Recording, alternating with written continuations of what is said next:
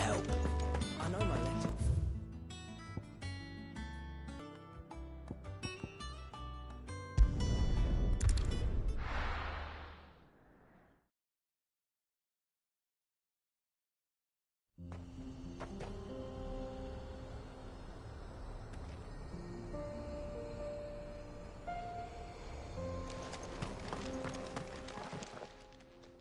Kicked down already? No. This charmer ain't letting anyone through. Why are the gates closed? Chief's orders. No one's allowed in without his say-so. Not that I'd have let you in anyway. You look like trouble. I suggest you go home. That's what I'm trying to do, you little prick. Ain't changed a bit, have you, Snotty? No. It isn't. Blackthorn. Long time no see, eh? What the hell are you doing here? Well, it was meant to be a surprise, but since you asked so nicely, I'm here to see Zoltan, you fucking numbskull. Now let us through. All right. Just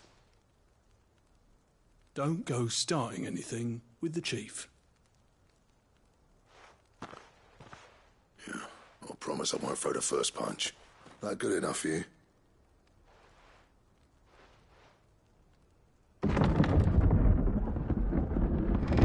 Go on then.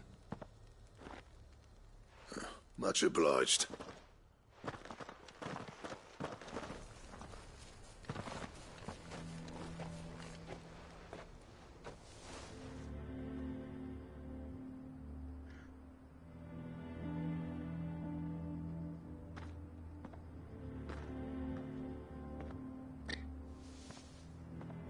So this is Dravosht. Not much going on, is there? It's a smithing town. When I was a lad, you'd have to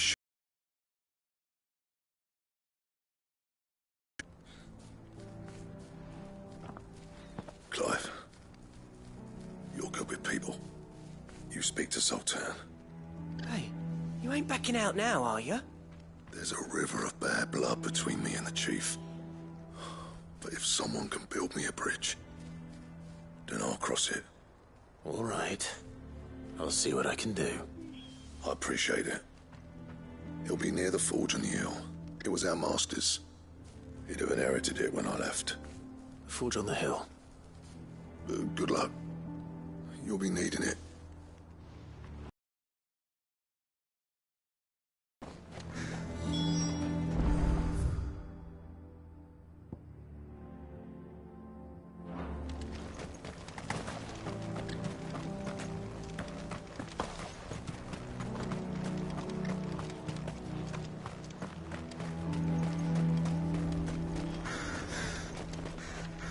Good day. Here you are.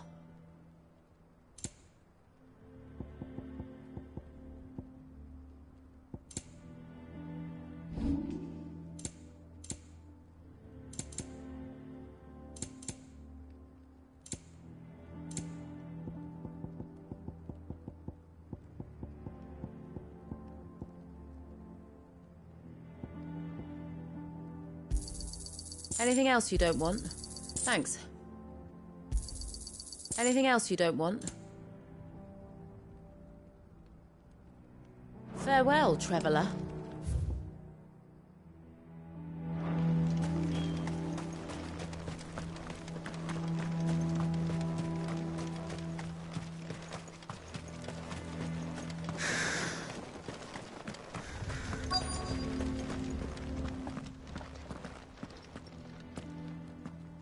Hotter!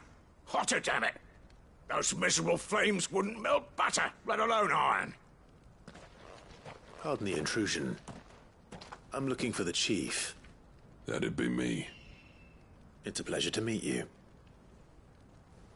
I'll bet it is. Keep the gates closed, I tell him. Well done, Snotty. You're not welcome here. Get out before things turn nasty. Blackthorn's here. What did you say? He's traveled a long way to see you. Yes, has he? He's waiting. Down by the gates. Then I suggest you take him with you when you leave. Didn't you apprentice together? So what if we did? Fuck! We're getting nowhere. These bearers' flames are next to bloody useless. We're never going to be able to fire up the forges unless we can find some new crystals. That prick knows exactly where the exit is. He's not wanted here. And neither are you. All right. I'm going.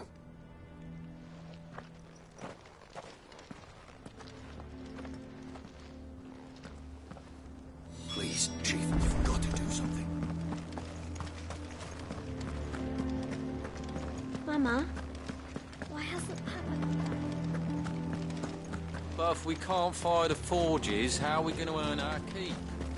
Shut your hole. Chief will think of something. Let me guess. Zoltan told you to piss off. As a personal favor to him, yes.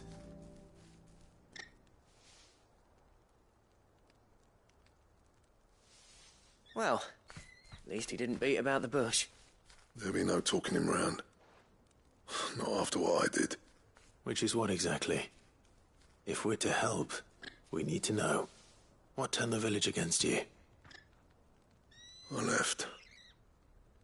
Dravozd. Zoltan. The burden of leadership our dying master dropped in our laps. All of it. There are two kinds of smiths in this world, you see. My kind, who are in it for the love of the craft, who labour on a single piece from dawn to dusk to get it just right. And the other kind, who are in it for different reasons. People like Zoltan, whose work is quick and cheap. The kind of smiths who shit out a few hundred feet and divvy it out among themselves. There wasn't a single day we weren't at each other's throats. And bit by bit, people started taking sides. You would have torn Dravozd in half had it gone on. So, I left. You didn't have to do that. Zoltan's a better chief than I would have been. His way of doing things kept food on people's tables. Dravozd prospered without me and my lofty ideals getting in the road. Until the crystals run out at any rate. Without magic to fire the furnaces, this place is as good as dead. It depends on how you look at it, though. There's got to be other ways of making fire. We manage it in the Deadlands. Thanks to Sid's ingenuity, yeah. He saw all of this coming. Knew crystals were the problem, not the solution. And spent years coming up with ways of doing without. You know what I mean, though, right? Where there's a will, there's a way. What I'm trying to say is that it's not your fault. You couldn't have predicted this. It doesn't matter whose fault it is. I don't want to be the greatest smith alive just because I happen to be the last. Clive. Dravozd won't last long without its furnaces. So, do you think it's time we shared Sid's bellows with the world? The way I see it, it's your decision to make. Hold on, Blackthorn. Sid made those things for us. They give us an edge over the rest. And you'd be throwing it away. All right. Do it. This place was your home. I won't abandon it to its fate. Sid's creations were never meant to be hoarded. It was only ever a matter of time before we shared them. Let this be another step on the road to freeing Valisthea from the prison of the Crystal's blessing. Dravozd will show the world that it's possible. Wouldn't you agree, August? When you put it that way, of course. It's like hearing Sid speak from beyond the grave. Thank you, Clive. Shall I go and fetch the plans, then? I know I'm off by heart. I'll be needing some help, though. Building a furnace isn't exactly a one-man job. Do us a favour and round up anyone strong enough to lug a brick or two, would you, August? All right, then. And I've got a job for you too, Clive. Finding me some salamander skin. I need leather for the bellows and nothing else will withstand the heat. Luckily for us, salamanders feed out in the fields of Karava. Time for a spot of hunting, then.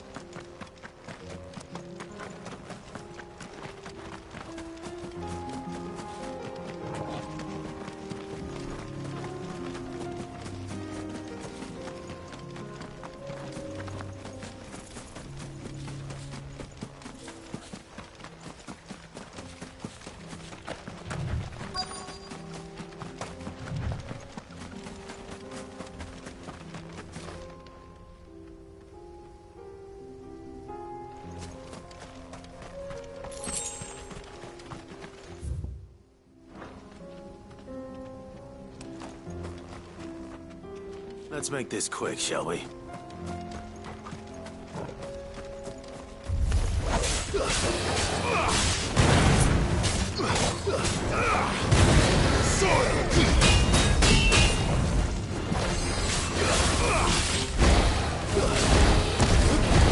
Nice try.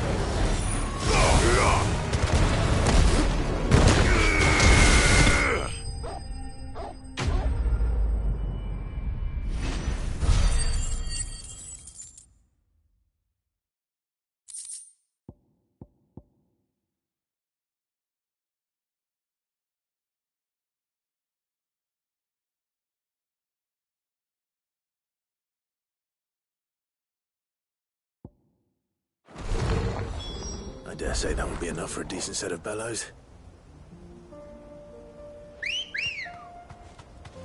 Come on. Faster!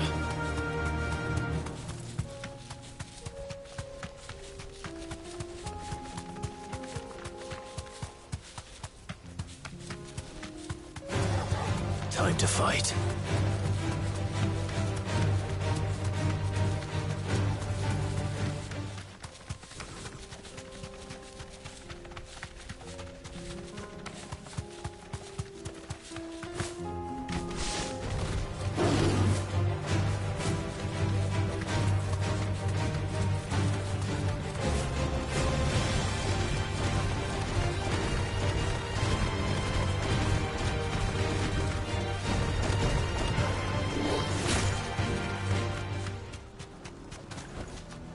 I can walk from here.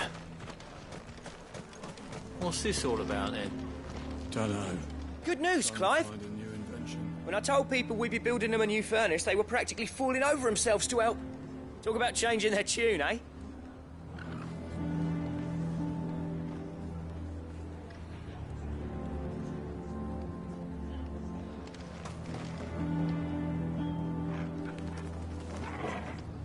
Any trouble finding the skin? Nothing I couldn't handle.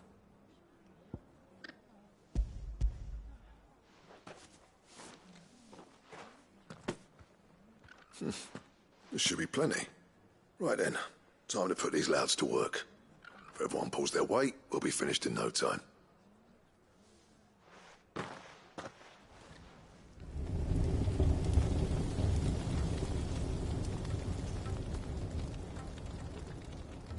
Well, I'll be damned. I honestly didn't think it'd work. But it's hot enough, all right. And without a single crystal in sight. You know what this means, don't you? I do, yeah. Dravost is saved.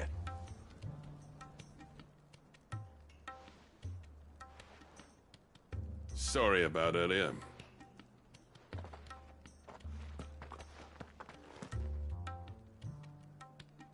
I take back everything I said.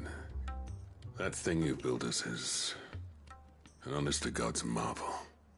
You saved our village. It's Blackthorn you should be thanking. He oversaw the construction. Give this to him, would you?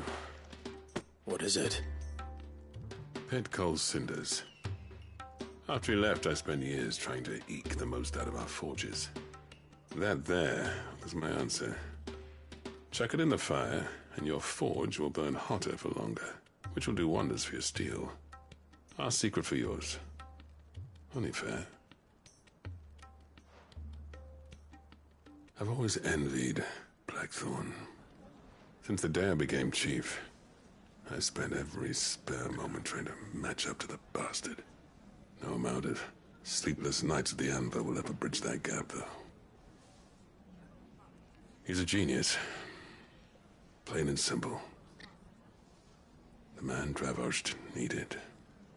But he took all his talent and left.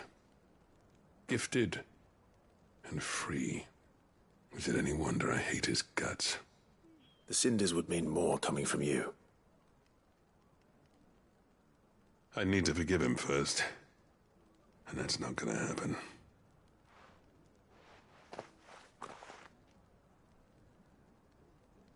Well, you know what they say. Oriflamme weren't built in a day and all that. These things take time. Especially when they involve two geezers who hold grudges tighter than their hammers. But what matters is, Blackthorn's got that twinkle back in his eye. And I'd call that a job well done. So would I. I reckon he's going to be at it a while yet, though, so why don't you head off without us? I'll see that the old git gets home safe and sound. See that you both do. I'll save the cinders till then. All right. It'll be a nice little surprise for him.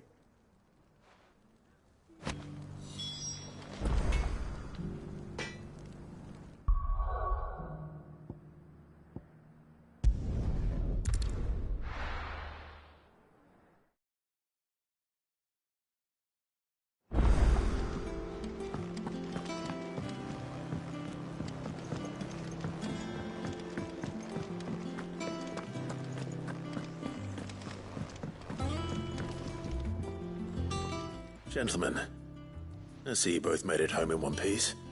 Yeah, well, we didn't want to outstay our welcome. The whole village turned out for a go on the bellows after you left. Everyone except Zoltan has. Didn't see hide nor hair of him. Oh, but that reminds me. I have something for you.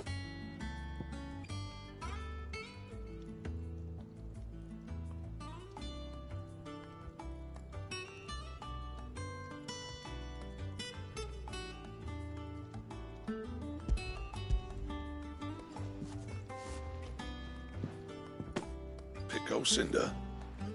How'd you come by this?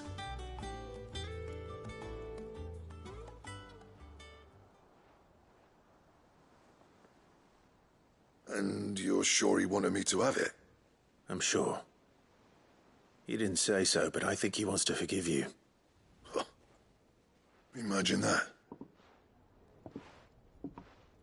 Yeah. You know I could never leave this place, don't you? Every time you put on mail, you and the curse breakers are trusting me with your lives. There's no greater honor for a smith than that. I'm not about to go crawling back to Zoltan for forgiveness, but I will make good use of his cinder. And if that helps save even a single life, then he'll have my gratitude.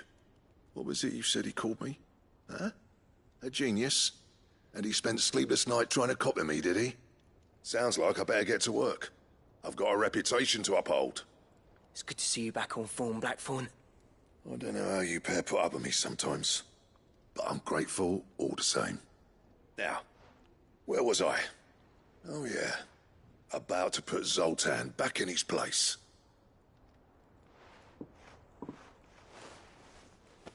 Ain't got the art to tell him how similar they are. Stubborn bastards. A little healthy competition should be good for him. You're not wrong. Still, it's a shame him and Zoltan couldn't let bygones be bygones. No use grumbling about it now, though. Blackthorn's happy. Or as near to happy as he gets. And that's good enough for me.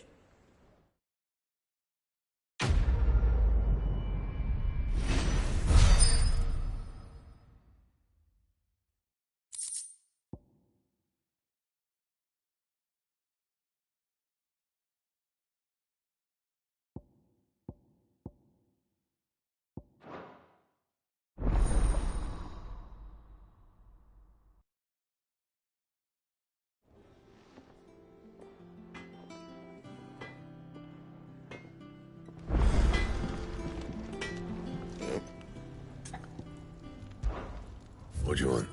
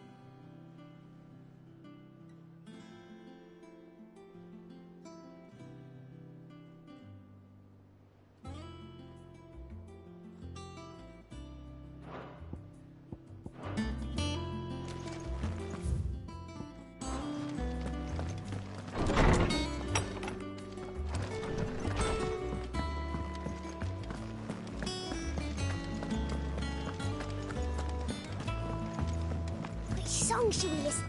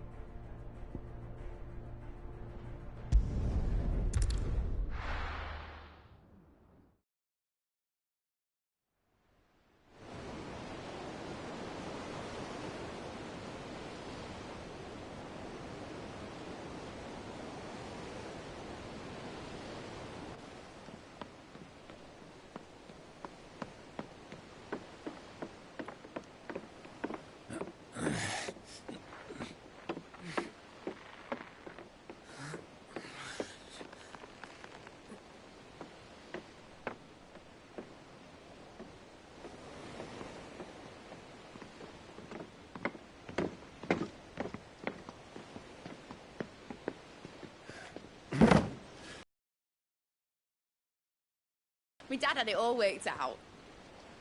He'd be proud of you, Mid. His writings may have helped, but this achievement is all yours. Can we catch them? The Iron Yard's one of the largest, fastest vessels ever built. And it won't help she has the wind at her back. Any other ship would be hard-pressed to keep pace with her, let alone reel her in. But this isn't any other ship. This is the Enterprise! And the world's never seen anything like my dad's engine. It certainly hasn't.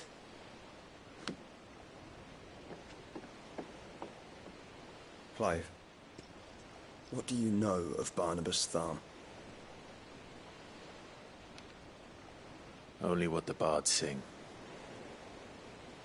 That he sailed to Ash from southern lands. That it was his mastery of the blade which won him the throne. And that his sword, Odin's sword, can sever the very threads of creation. But don't lose any sleep over a last tilt. We'll do what we must to survive. What we must. The light! I thought this cove was meant to be hidden.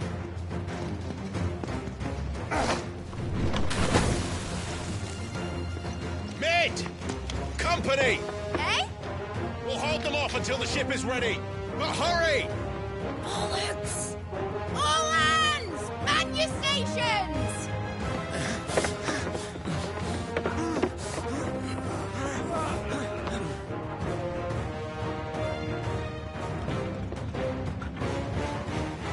Everyone with me?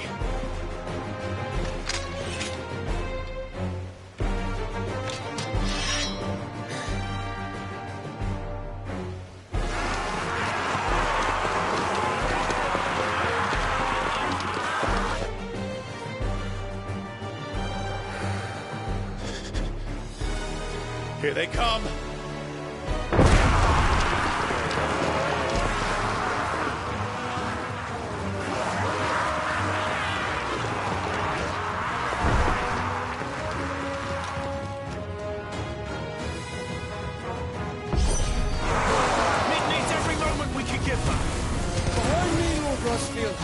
I'll take care of these fuckers. Behind you? I'll have you know, Earthbreaker here once struck fear into the heart of every man in the fleet. About that offer, Gareth? How are we doing, Mid? I thought you said that ship was fast!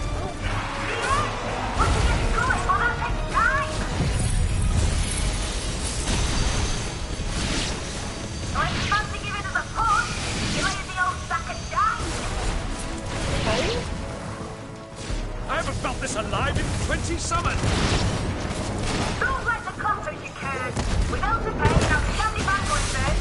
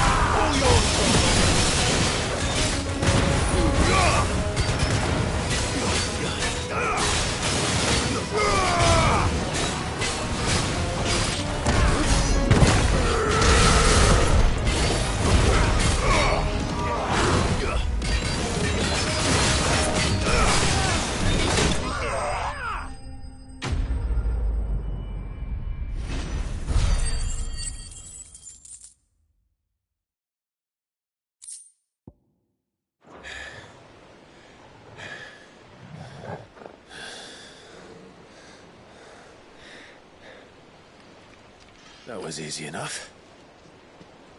All right, you lousy lot. Get your asses on board. She's ready to sail. You heard the captain.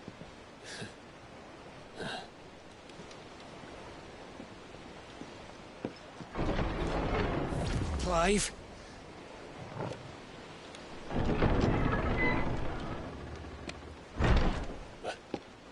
But I thought he was... Confounded. Then it is as I feared.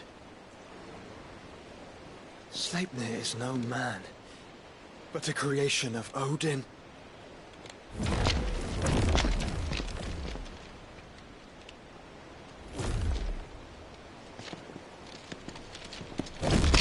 Phoenix's fiery fundament. Have you no normal enemies?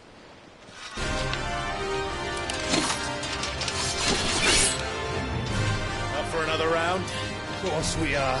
Right, Lord Rosfield? A boy, there was a time people called me the Executioner. Those are my eyes. No matter, heads will roll all the same. Mate! New plan! You leave! We follow! Follow? Swimming, are you? Oh, bother me! Weigh anchor! Engine's dead slow ahead!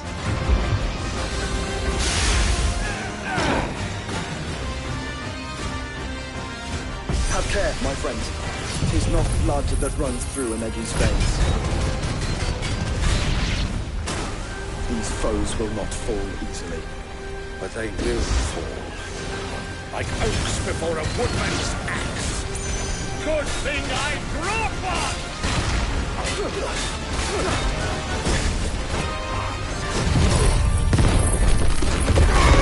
How long are we meant to keep this up? Unless you have a better idea. Well, I've already killed at least 5 of the bastards.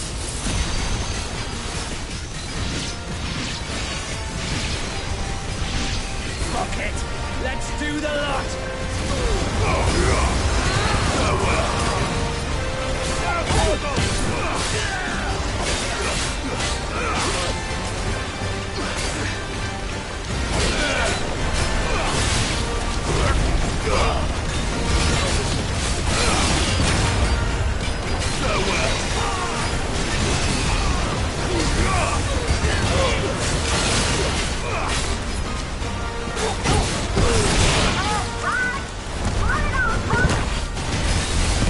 Should we make for the ship? Not yet. Wait for my signal. Too slow. Over here!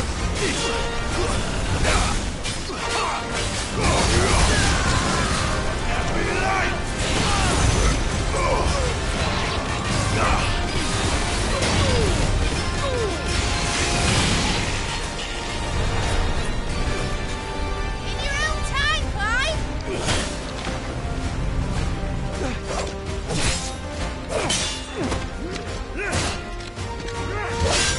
Right, run for it!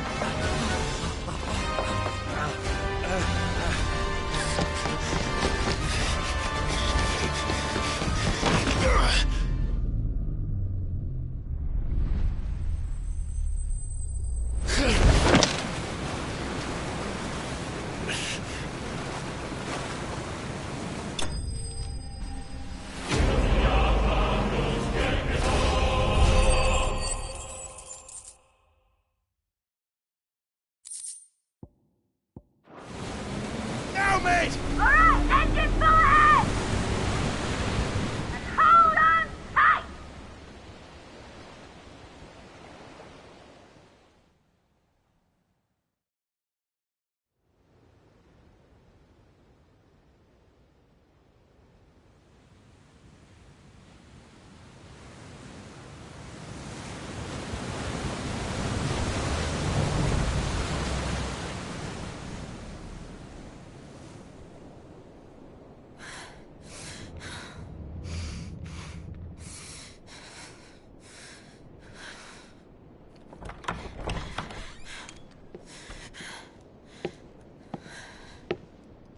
What do you want?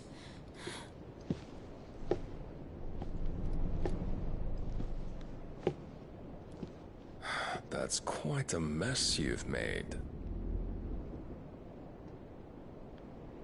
And wholly unnecessary. You are my offering to Mythos. I would not see you damaged.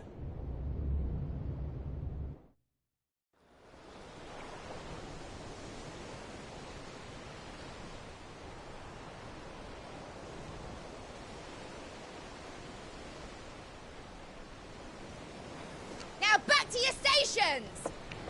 Every bell spent treading water puts another league between us and the galleon.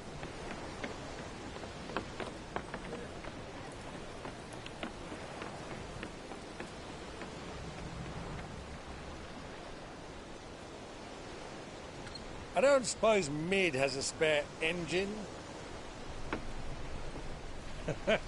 Since you rose from the grave, my fortunes have plummeted. Are you absolutely certain of this quest of yours, Clive?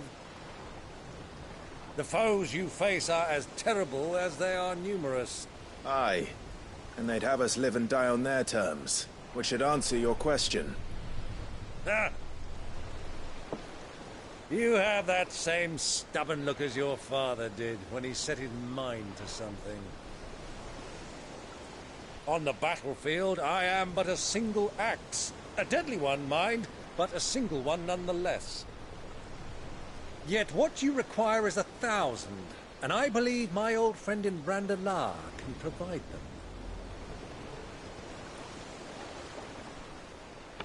Take care, Clive. I have many more tales of your father's exploits to share. And I cannot very well do that if you're dead. Again. Good luck, Uncle. And may fair winds attend you. As for you, Joshua, take care. I shall do my best, Uncle. Farewell, my nephews. When next you see me, it shall be with an army at my back.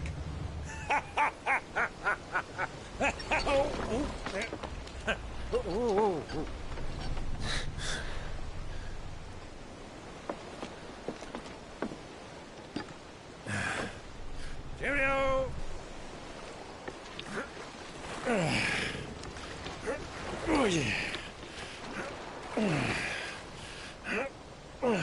Do keep up, my boy.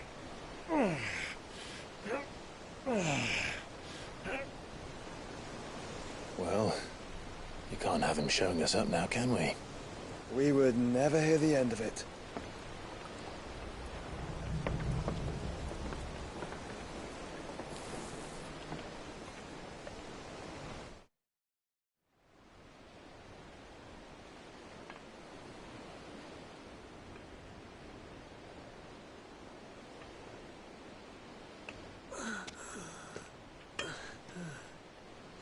Rigor of mercy.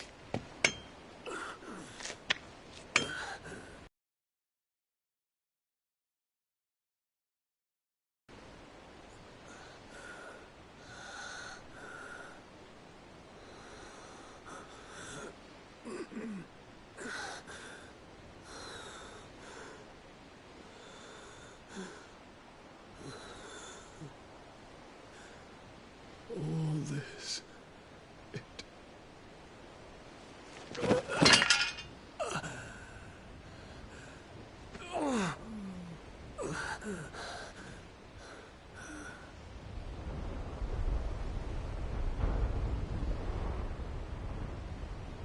What have I done?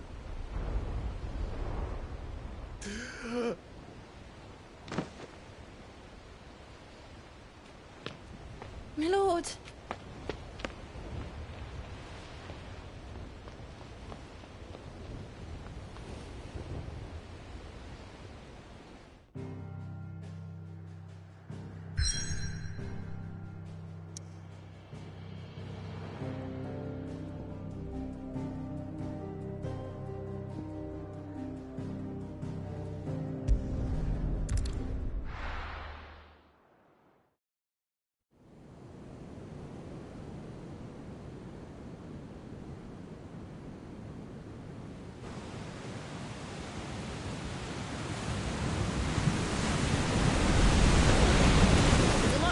between here and Waloed. But any ship heading north has to round Zemeckis and put through the Narrow. Maintain our current bearing north-northeast, and we'll catch the Black Galleon before she vanishes again. What's to prevent her from circling around Ash from the south? With these winds in those waters, it'd taken forever and a fortnight to reach Stone here. Mid knows what she's talking about, Clive. Better than any of us lot, anyway. I say we do as she tells. Sails on the horizon. She's ours.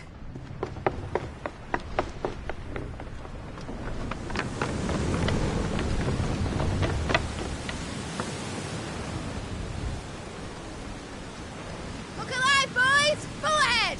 And keep the... Do you feel that? Jill. All hands! Battle stations!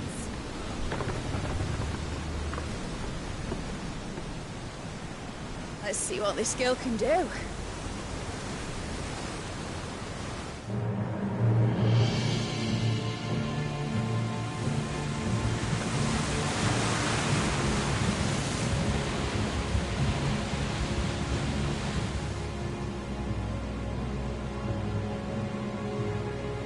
Where one leads, so does the other follow.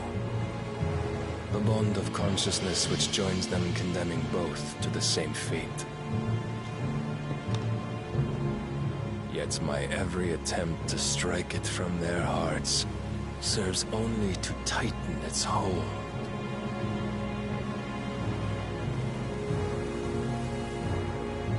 Fascinating.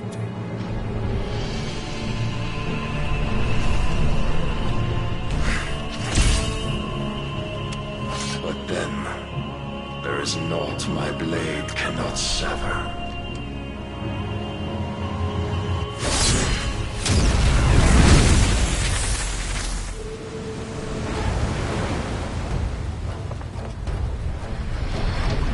Great Grigos, gosh!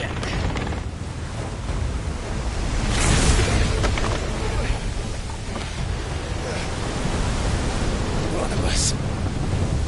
Hard port! Heads down, you brutes! And brace for impact!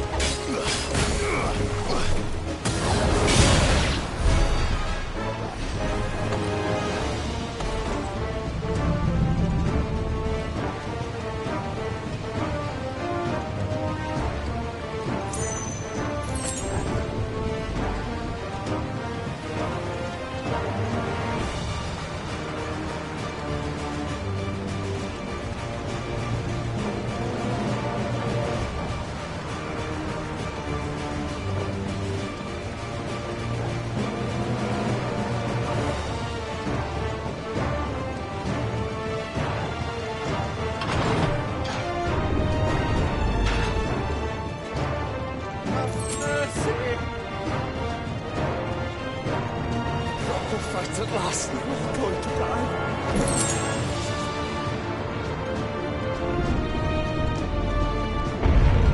I need to hurry.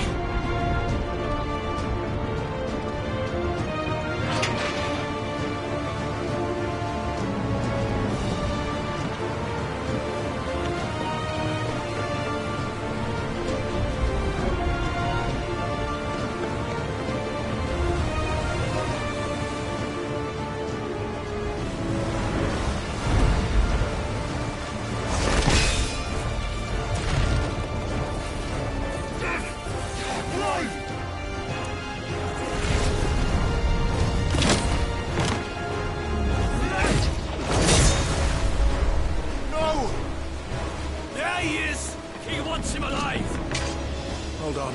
I'm coming. For both of you. Extra seconds!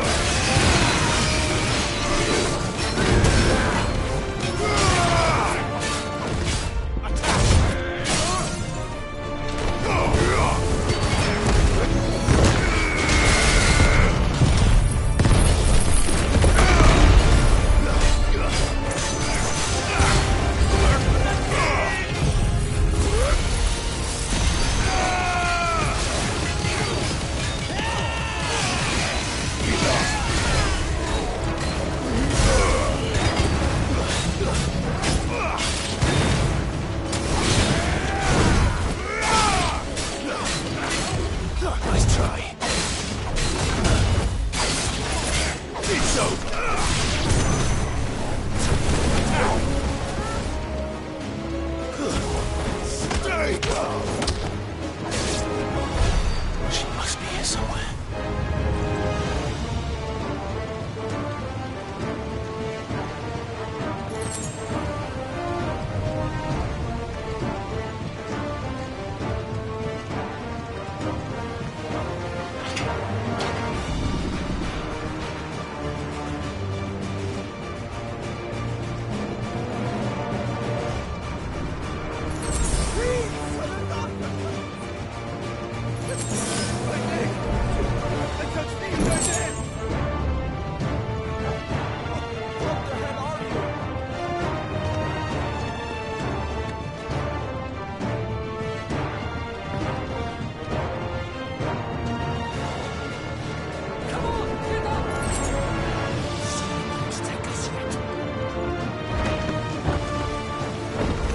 Any of us?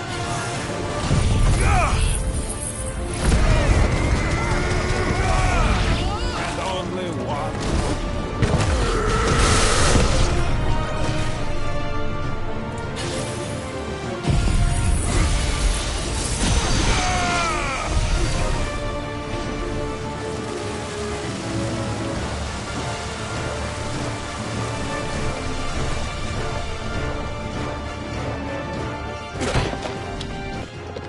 You came. Get back.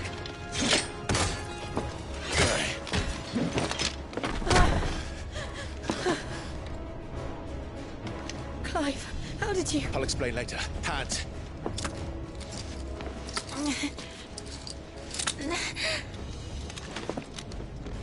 Can you walk? Out of here I can.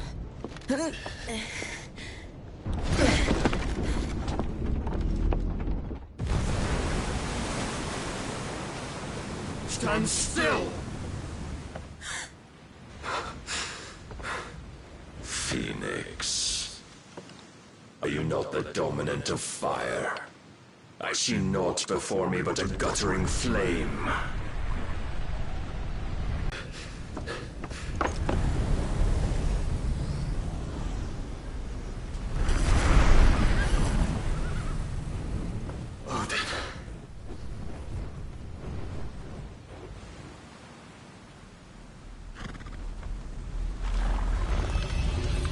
In earnest, then.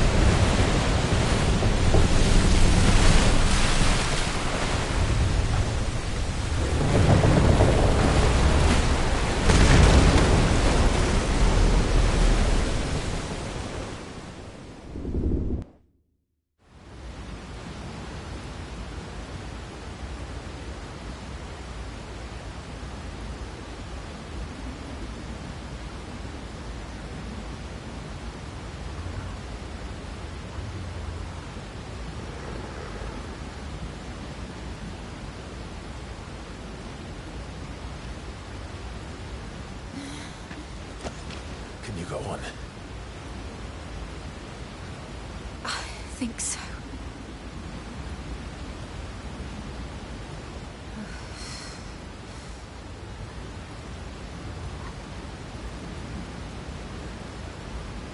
But to where?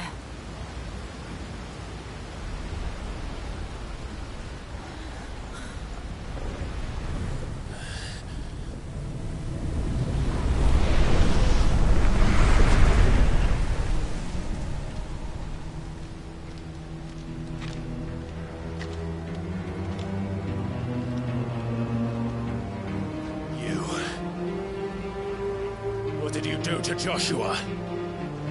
The Phoenix? Oh, I expect he will survive. This consciousness in which you coil your feeble souls is grown thick with desperation. And thus has my master turned to my blade.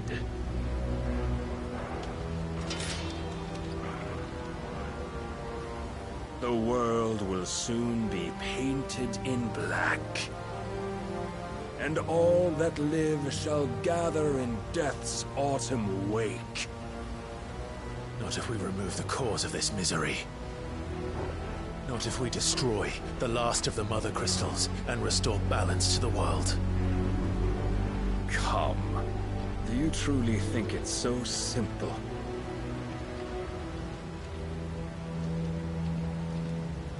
The Blight is inevitable. Not even the Almighty might stop its endless march.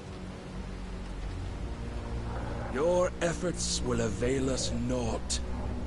Naught, that is, but suffering. You must embrace the truth, Mythos. Accept your place with the Lord. Keep it. As long as there's a chance, there's a choice. Ever led astray by your blind resolve.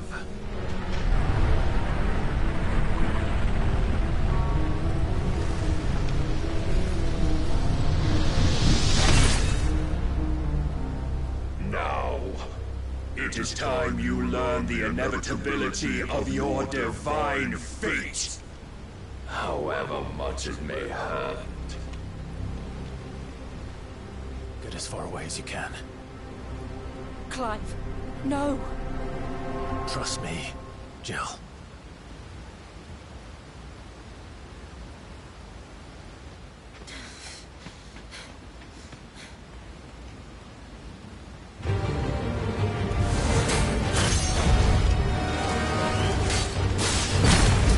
We don't have to do this.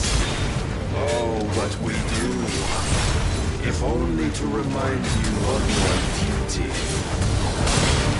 Defend yourself!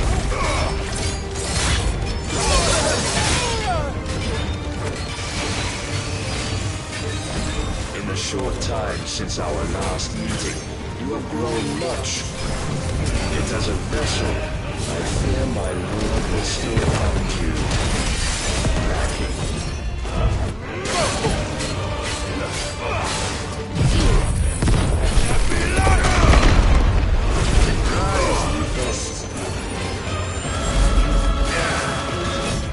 All this fire and fury, for what?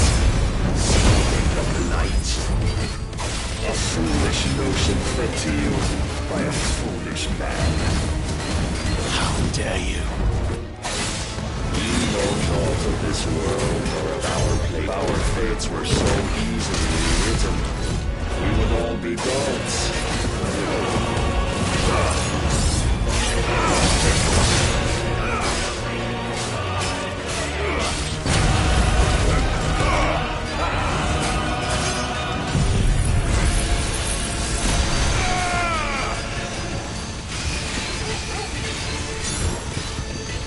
I have seen enough. If reason cannot sway you, there are other means of persuasion that might. Cast off the streets.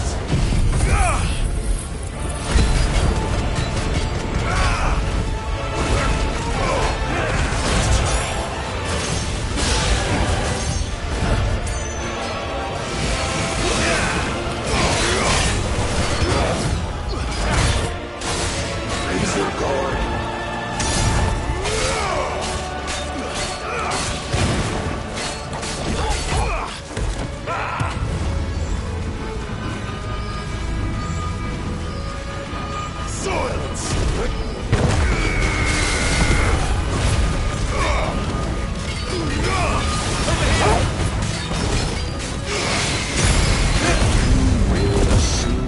Mantle you've been given. And thus is the light of hope severed.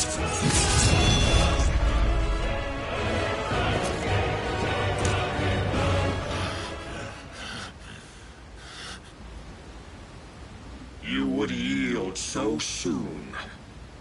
Never. Clive!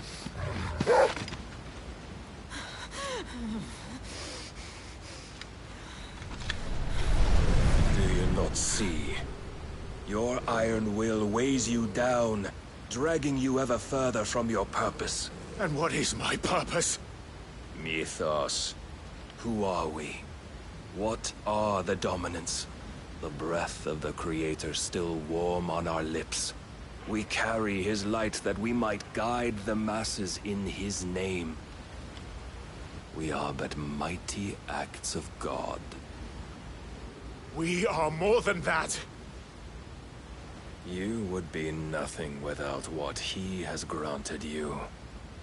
The power we wield is his, and yet every time we draw upon it, it wears away at our very being. It breaks us. It unmakes us, that its immaculate aspect might reveal itself. The icon. It is too much for even his chosen few. Apart from you, Mythos. You wield the might of many, yet your body does not answer for its avarice. What are you saying? What I am saying is that we dominants are a means to an end. We were created for you, that you might drink deep of our strength and thereby fulfill your divine purpose. Which is? To feed. As you would know, could you only look beyond the walls of your prison of self-regard. As long as you choose to ignore this, you shall never penetrate my defenses. Still, you may take solace in the fact that you are not alone in your plight. The chains of volition shackle all of mankind, but there is yet cause to rejoice. For the Lord, in his mercy, has taken pity on his flawed creations, and shall see them restored to their proper forms. And what exactly would that be? Why, loyal servants to God. No. Manners, Lord Rossfield? They are men, like you and me. Albeit ones unburdened by the wills that drive our kind to madness. They are pure. They are divine. You mean to turn everyone Akashic? Not turn, Mythos. Turn back. For too long has mankind been led astray by their clamorous wills. It is time they return to a world of quiet equality, where they might once more know salvation. Salvation? And abandon everything we hold dear? We don't need your salvation. We'll save ourselves, and we'll do it on our own terms. Not yours. And not your gods! With every defiant expression of your will, the tighter the chains of consciousness become. But perhaps that fact may be put to use.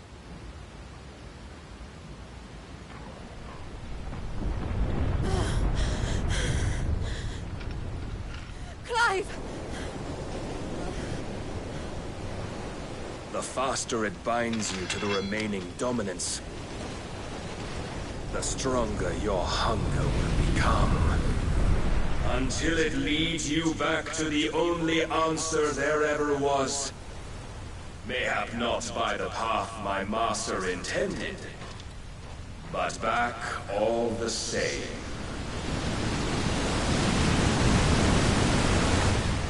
Ash is not far. I could freeze a path. You're in no fit state. Probably not, but I can try.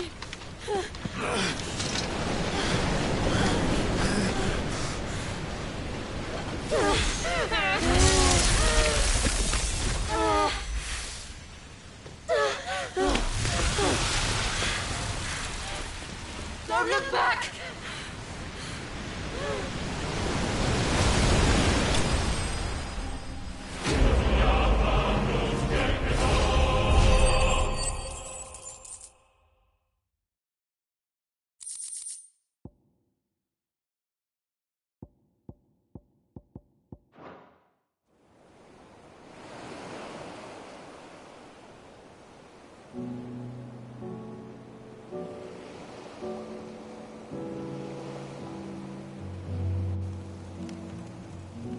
I hope the others are safe. The Enterprise was clear of the gap when we fell. They made it, Jill. And they will have seen the ice, where it led. We need only wait till dawn.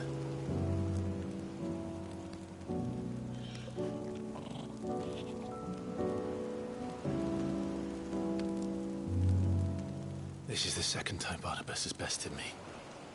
I'm powerless against him. And maybe there really is nothing else for it but to give yourself to his master.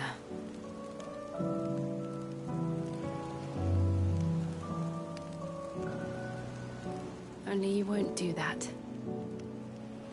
Clive I know would never do that. So you believe? But do you really know me? If what Barnabas said was true, then I'm more monster than man. And each time I summon the flames from within, I burn away the things that make me who I am. Do you, though? Think of what you've used that power for. Of all the people you've saved. It doesn't matter how or by whom it was granted. Only choose to use it. And you've chosen to use it for good, haven't you? I've also used it to kill. What if that's my purpose? What if it's all I'm good for?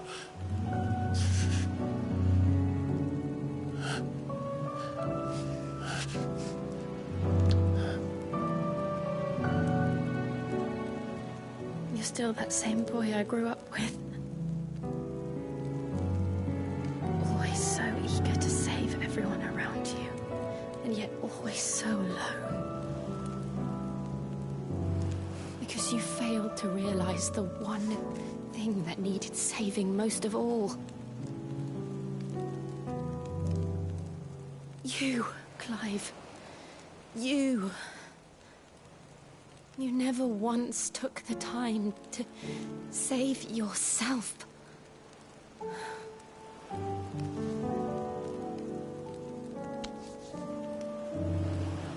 Myself. I think I might be beyond saving. No one is beyond saving. Provided they want to be saved. You fight to survive. And you survive so that you may protect those you love.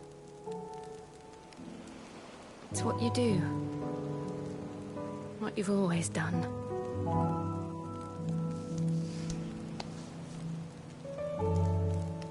And I know you're not about to change. So I'm going to help you. To give you what you need to protect us all.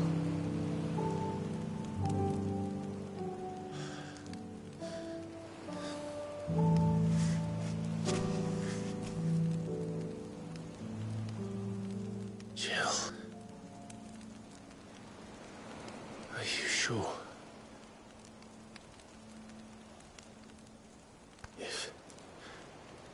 If this is what you want, then...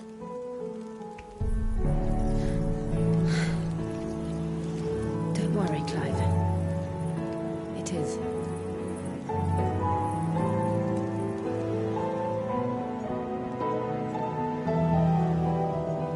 This burden, I'll give you the strength to bear it alone. But I'm not alone. These burdens I carry, my sins, my pain, my sorrow, I see now that they are all a part of me.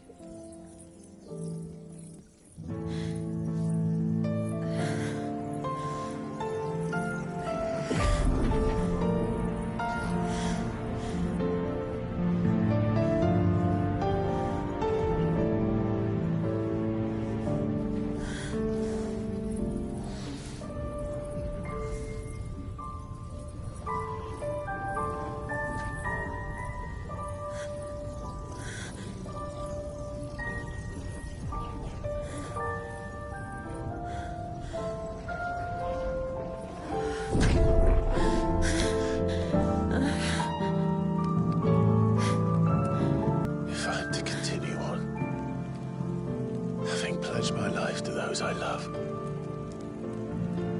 And I will gladly bear your burdens too, until my last breath. Clive.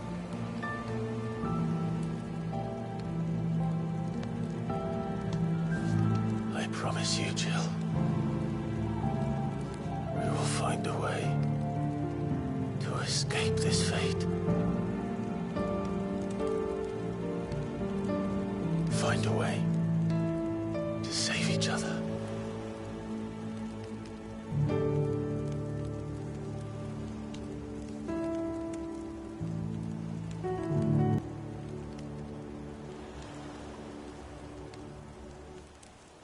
That we might one day look upon the moon again, together.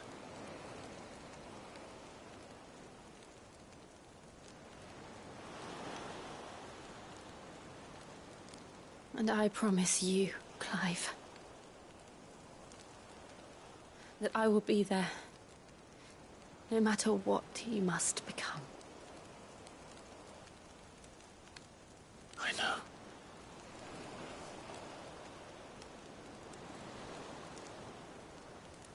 I never thought a smile could bring me so much joy.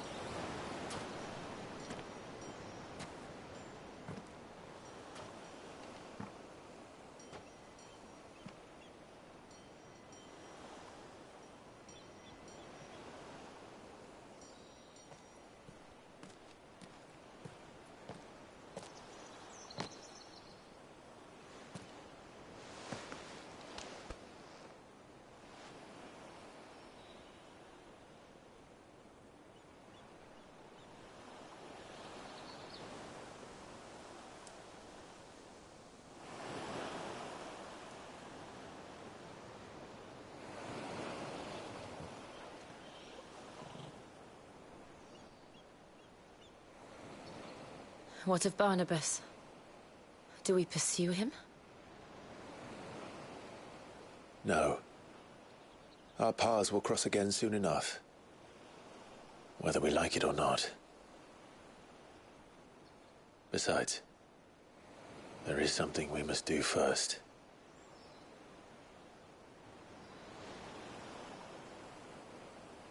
Of course. Drake's spine. The last Mother Crystal. The Einherjar is at the bottom of the sea. Waloed won't dare move on Storm without her. But they know we're coming now. We'll need a plan. And a damn good one at that. Then let's go home and find one. Ash will have to wait.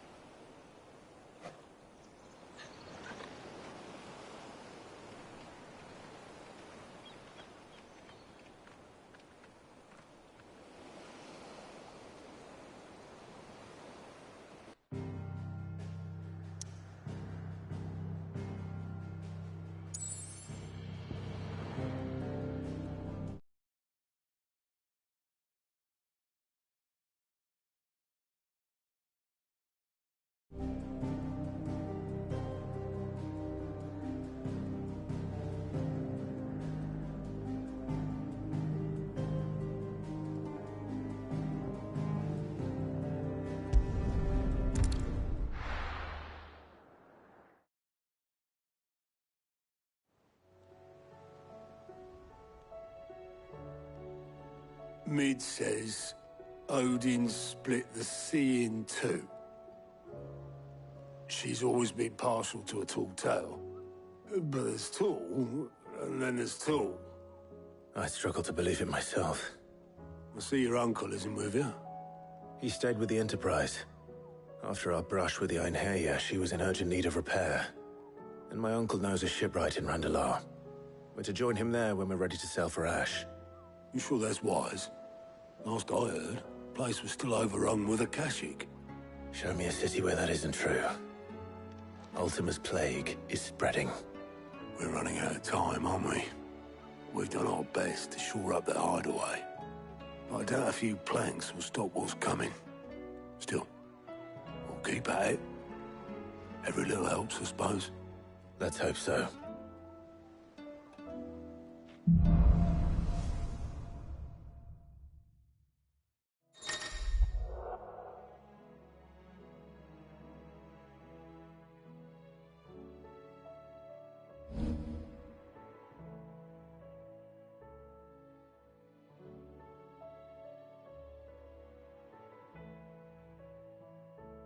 I should visit Joshua, assuming Talia will allow it.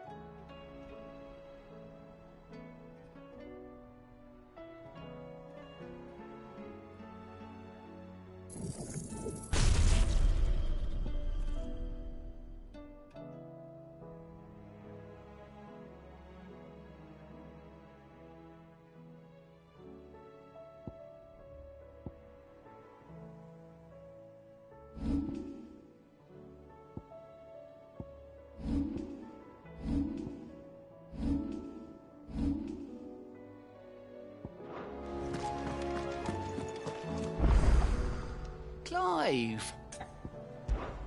Here you go.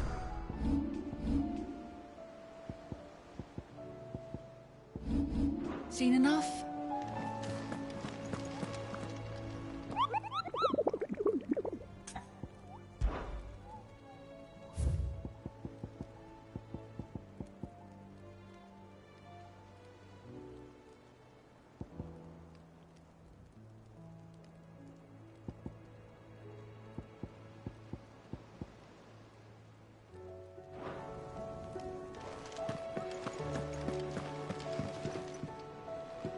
Heard the bad news then, did you? What bad news? About Dravost. Blackthorn's old haunt. With the forge and all that.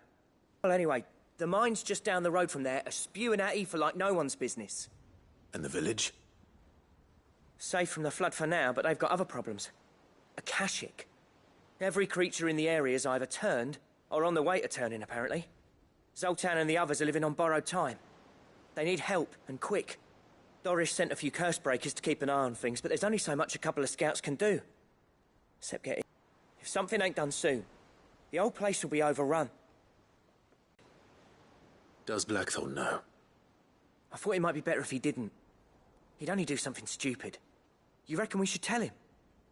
No. It's better this way. Yeah, well, I can't stand about knowing what's happening out there, so I'm off. I'll see you in Dravost.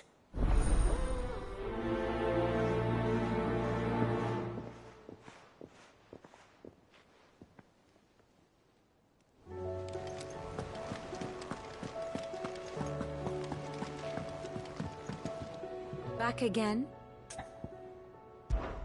One. Here you are.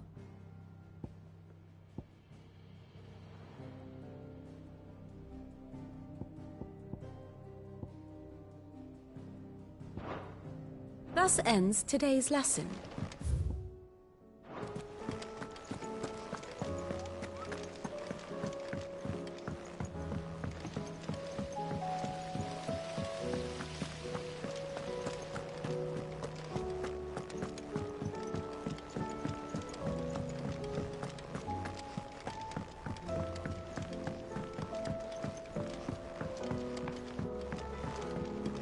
With Canva in the hands of Akashic. Ah, Sid. Just the man I was hoping to see. Did you have a mo? Don't tell me. You need more bomb ash. Oh no, we still got plenty of that left. And I'm bringing another one of the Chief's designs to life. This time, it's a new smelter. It's got a reverberatory hood over the top for additional thermo amplification and a system of reciprocal recirculatory regenerators that let's just say it gets very blimmin' hot. A heck of a lot hotter than anything Blackthorn's got in his forge, that's for certain. Only mithril engines get hotter, and you can't chuck ore in one of them and get metal out the other end. Trouble is, we won't be able to make out of any old rubbish, neither. We need the good stuff. And I hear you once helped Helena get her hands on exactly that. Any chance you could help me too? If it's for the good of the hideaway, I'd be happy to. Oh, it is. I promise you. So, what exactly is this good stuff you need me to find? We've got a couple of examples here. Spherical echoes, we call them. More fallen materials. So this smelter is similar to the mithril engine in more ways than one. That's right. They're a bit like the thermal helms. Fallen ceramics deal with heat like nothing else, see? And what's more, they're directional, transferring heat from the inside to the outside. But these things, they're all outside. If we line the hood with them, they'll reflect the heat right back into the furnace. We've collected as many as we can, and I know where we can get the rest. Trouble is, they're all watched over by their bigger, uglier cousins. So you want me to visit some ruins, destroy some echoes, and bring back the spheres they're guarding? That's it in a nutshell, yeah. We're only 3 short, mind, and we know exactly where they are. There's one up Amber Way, in that ruin that they call Lost Plume, and another in the Silent South over in Dalmekia. Last one is in the ruins of Advent, which is in the Empire. All right then. Wish me luck. Will do. I'll be keeping all my fingers and toes crossed.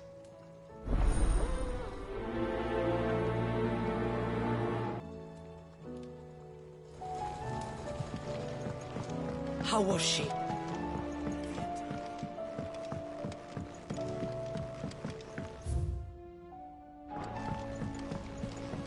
Miss, can we read Miss Editor's story for our lesson today? Canva lost.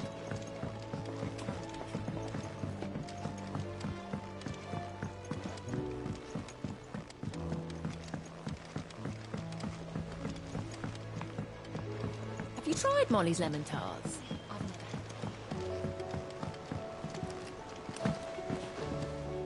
Is there out you need? You take care now.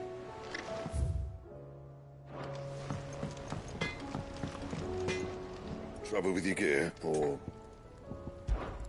Yeah. The weight of all that shit.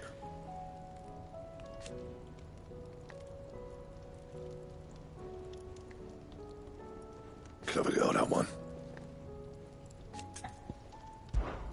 Not saying for you, dear.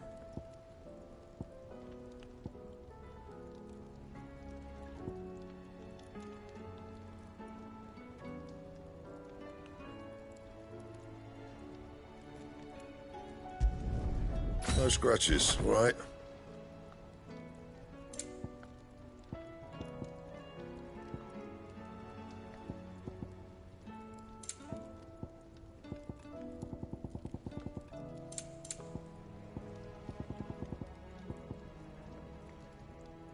That it? Fine. What do I owe the honour? I'm saying for you.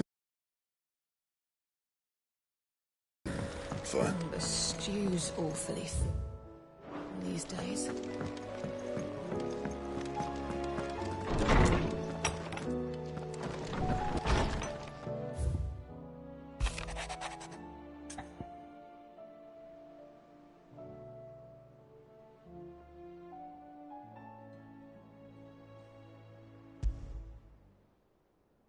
There's no way of knowing if Doris will confide in me, but I can speak to her at least.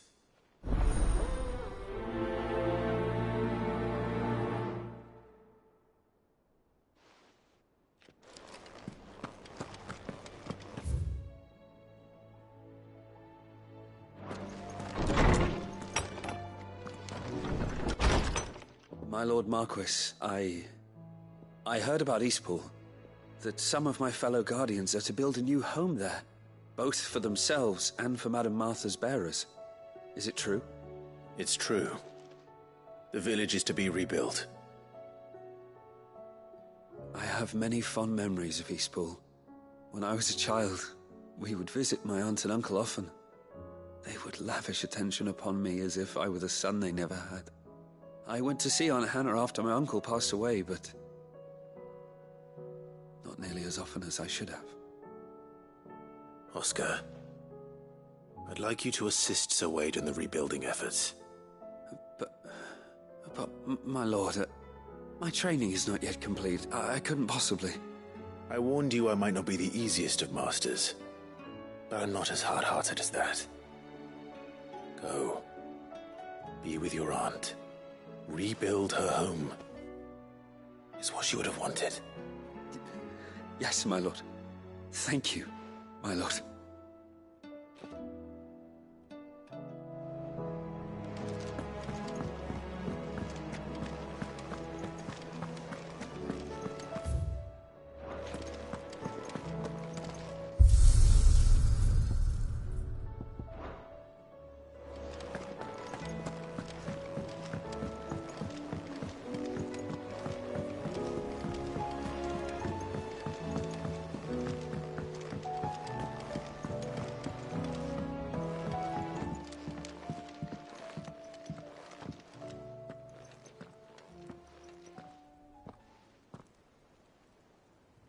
Where are you? Can I help you, Sid? I'm looking for Doya. I'm afraid not. My job, actually. When she heard what the mission was, she insisted on going herself. Alone. Did she? Information. Once they'd settled in, the bearers you helped liberate in the Dragon's Eyrie were keen to talk about their imprisonment. And about their captor. The slaver Cole's team were tracking when they were attacked by the Beastmen. I'll go and find her. She's at Martha's Rest, you say? If she's not moved on already, yes. I hope everything's all right. Why would Doris insist on going alone? Maybe Cole was right to be worried. How do you split the sea, you reckon? I reckon we're better off not knowing.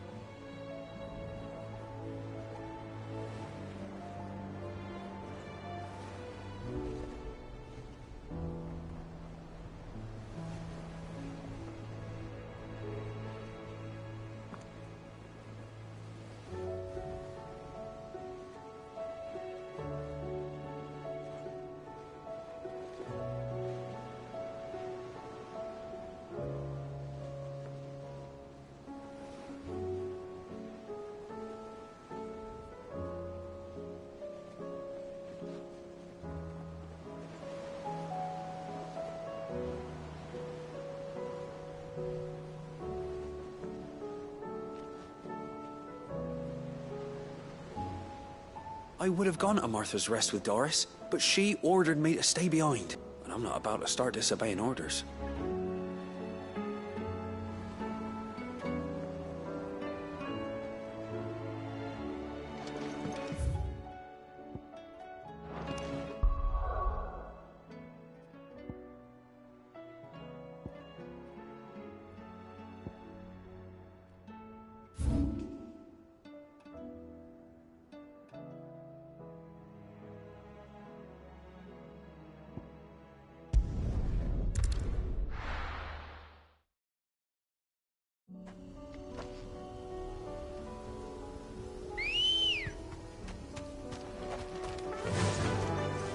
Faster!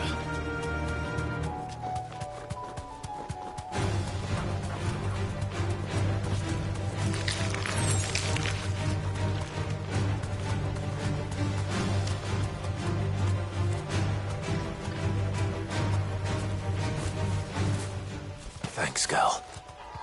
The people of Armor might not have been the friendliest sorts, but I didn't deserve this. Not that the Aether cares. It springs up wherever it likes. Nowadays, that seems to be all over. Mind how you go, Sid. There's a Kashik about.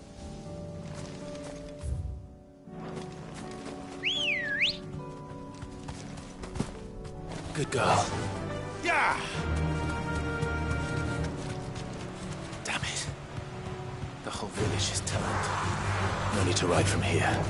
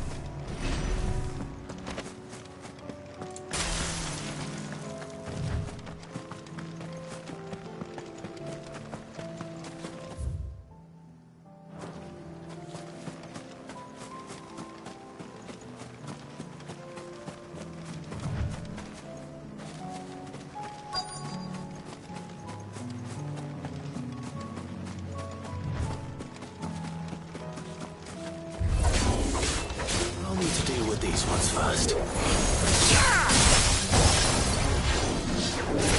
slow.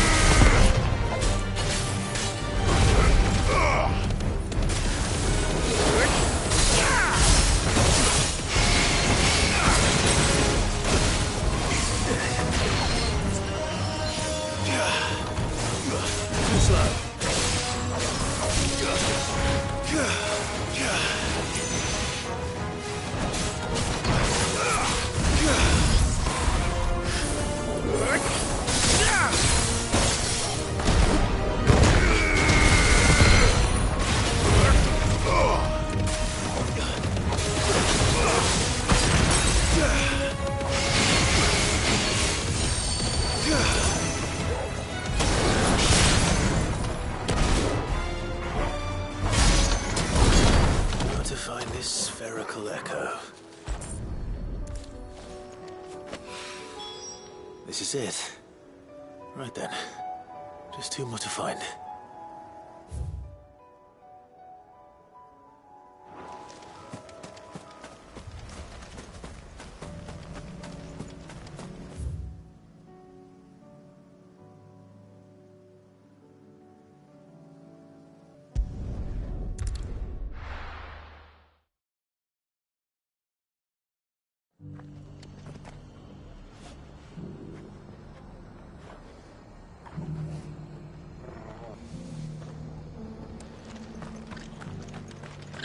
Dora should be somewhere nearby.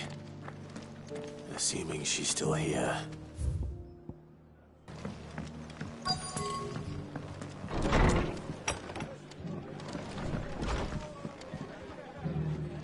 Ah, Clive. I was just about to send for you. I'd like you to take something to Sir Wade up in Eastpool. Seeds for planting. Thought it was about time they started growing their own food. I'll keep providing them with whatever they need in the meantime, of course. But if Eastpool's going to survive, it's got to be able to fend for itself. As have those poor bearers. They've lived their whole lives in servitude, but now they're their own masters. Small wonder they ain't got the foggiest how to provide for themselves. So it's up to us to teach them. And if you're wondering why you, well, the Wagoneers taking supplies up that way have been coming back with more and more reports of Akashic around the village of late. Sir Wade's putting a brave face on it, but I think even he's starting to worry. And if he's likely to share those concerns with anyone, it's you. All right. Thanks.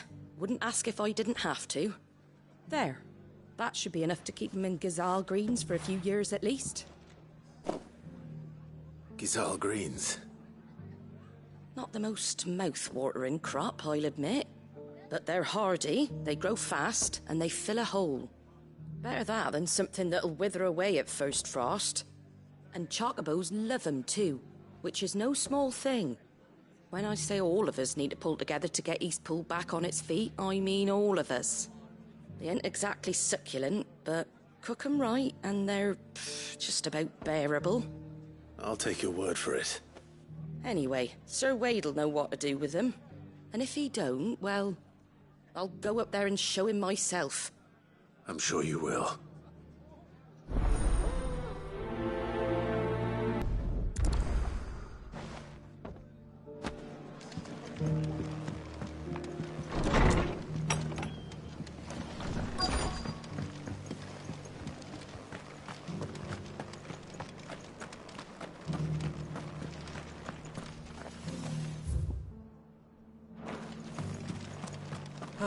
Just because the heavens have gone to wreck 'em, really don't. Anything catch your eye?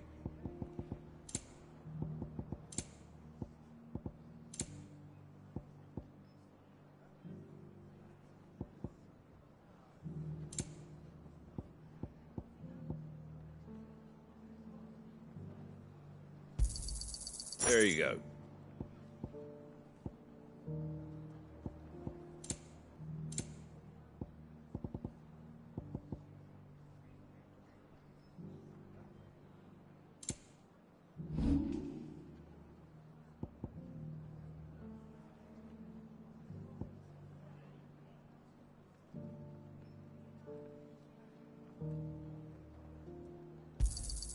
Is that everything?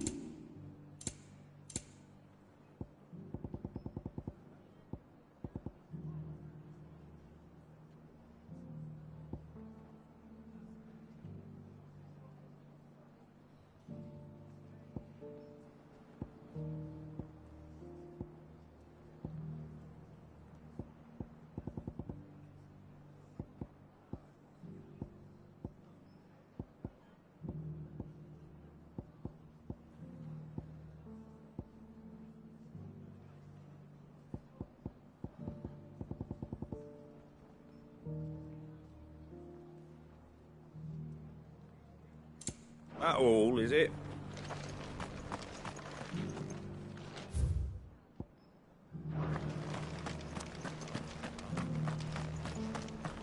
It doesn't still hurt, does it?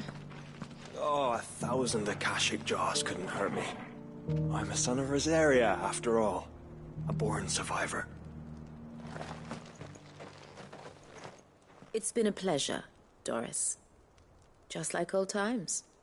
I'll give your offer some thought, my lady. How goes the investigation? Sid, what brings you to Martha's Rest? You. I heard you were out here on your own, tracking our slaver. I trust you're being careful. Of course. And it had to be me. The bearers from the Dragon's Eyrie confirmed a long-held suspicion of mine that the slaver we've been getting is an old acquaintance. She's no fool. If we'd come in force, she would have spotted us straight away, and then vanished without a trace. That was her just now, wasn't it? So, was it a fruitful reunion? I'd say so. She tried to recruit me. Seems her time in Rosaria is coming to an end. She's abducted bearers from across the region and is looking to smuggle them back into Sambrek. After her brush with those beastmen on the road to Northreach, she hired herself an Imperial escort, which she wants me to join. She's dangerous, Sid, but I think I can stop her. Then I'm going with you. I'll take care of the escort. You can see the bearers to safety. Where are... The Baum Archers, soon to break camp. You go on ahead. I'll follow once I've sent word back to the hideaway.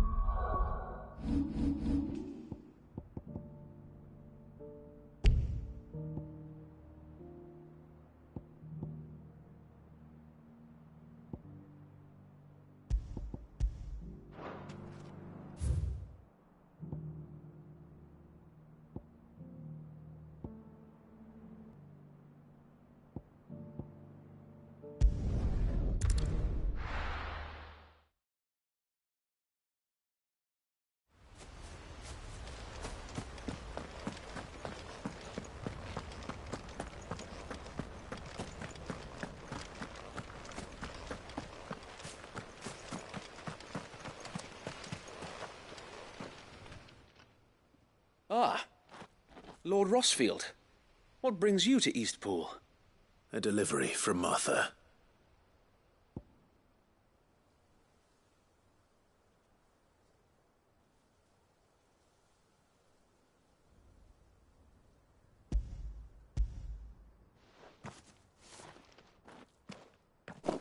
These are Gizal green seeds. Martha's keen to cut the apron strings, then, is she? I jest, of course. You see, I had thought we might be able to revive the old wheat fields, but they'd long since gone to seed, only without the seeds. Martha was hoping he might be able to show the bearers how to plant and tend these, so that they'll be able to fend for themselves. That's not a bad idea. These bearers had only recently escaped their bonds before we brought them here. They know little of freedom, of providing for themselves and their loved ones. Unless we teach them how to live like free men, I fear that all we have achieved in bringing them here is to exchange one master for another. Not that myself and the Guardians have been the best example to them so far, subsisting almost entirely on Martha's charity as we do. It's about time we all started to provide for ourselves, bearers and Guardians alike. Unfortunately, we've been a little too busy of late to focus on much besides bolstering our defenses. There have been alarming reports of... The Horde is closing in. They're coming, so wait, all of them. Time it all. I thought we'd have more time. Gather the men in the square. Send to the rest for reinforcements. Yes, Sir Wade. The Horde. A Kashek, a veritable legion of them. They've been seen prowling around the northern reaches for a while now. We don't have the numbers to hold back a swarm that size. I had hoped to build a perimeter wall so that myself and the Guardians might be able to defend the village, but... Now you're out of time. Precisely. If reinforcements from the rest arrive before they do, we may just scrape through, but I fear that's rather an enormous if. What if you could call on reinforcements from Eastpool? You mean the bearers? We brought them here so they might live, not die, fighting for their lives. So wait. You said you lacked men to defend the village. Are the bearers not men? Do they not wish to see Eastpool saved? Though they may not be trained soldiers like your Guardians. What help they are able to offer could still prove the difference between victory and defeat. You're right, my lord. I will appeal to them.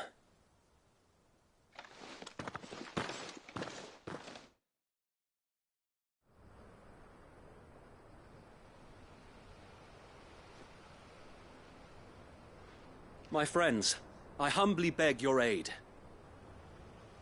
We Guardians are few and our enemies many.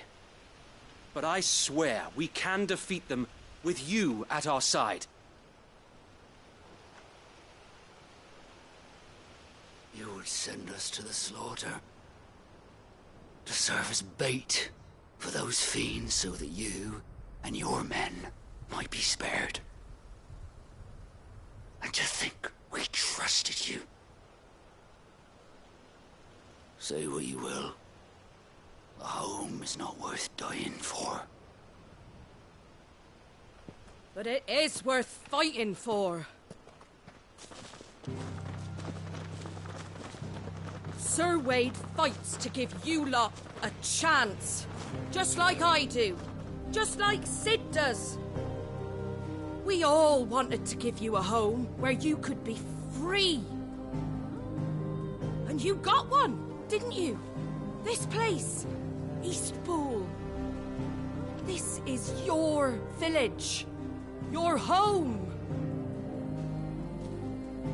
And if you don't fight to protect what's yours, you'll lose it. You know I'm right. This world wants to take everything from you. Everything. Your homes, your freedom, your very lives. So then, are you going to stand by and let that happen to you?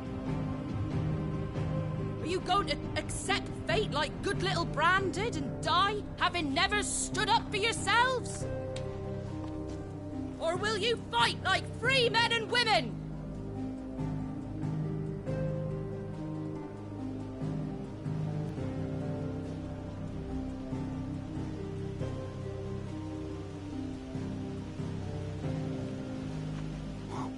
What do you do? All right.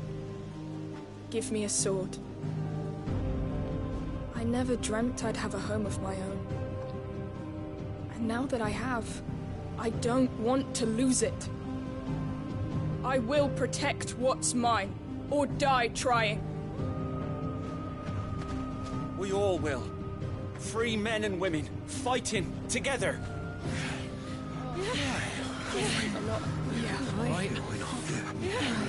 For Eastpool! For Eastpool!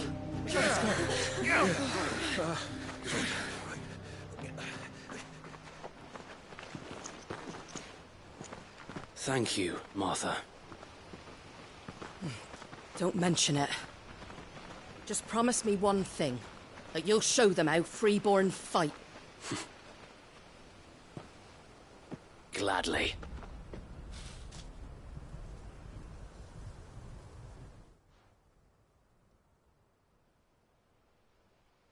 Well, if it was numbers you were lacking, you certainly won't be now. Thanks to you. Me? Oh, I just love the sounds.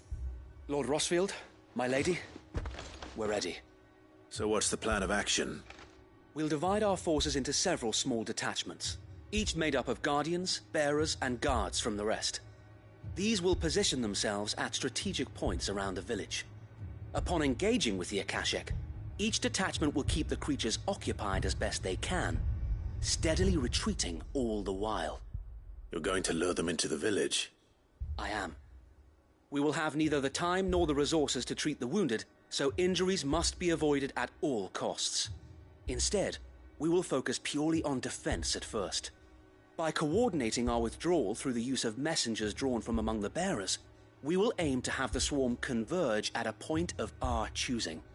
With luck, that point will be the village square, the perfect place for our most able warriors to surround upon them, and for you and I to finish them off. A sound plan, but one that'll retreat. I'd say you have both in abundance await, but you'll be needed. Please, leave the last of the fighting to me. Ha! And let you have all the glory. Sir Wade! They're here! Then you know what you must do. We work together, everyone playing their part, each shielding the other that no man might fall, that Eastpool might live on. For Rosaria! For Rosaria! We've no time to argue, my lord. I'll do as you ask. And I will do as you ask. Suppose we'd better do our bit too, then, eh? Right you are, Martha.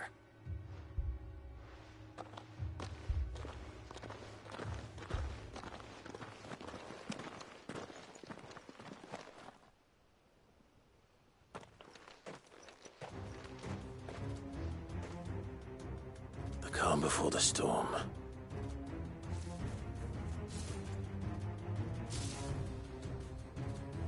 And here it comes. Will not let this village fall.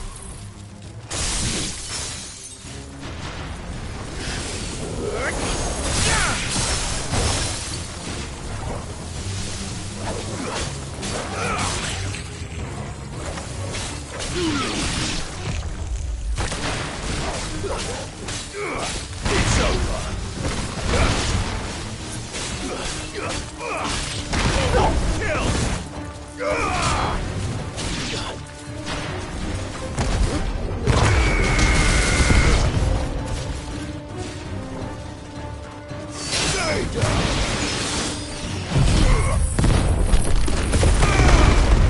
You're finished.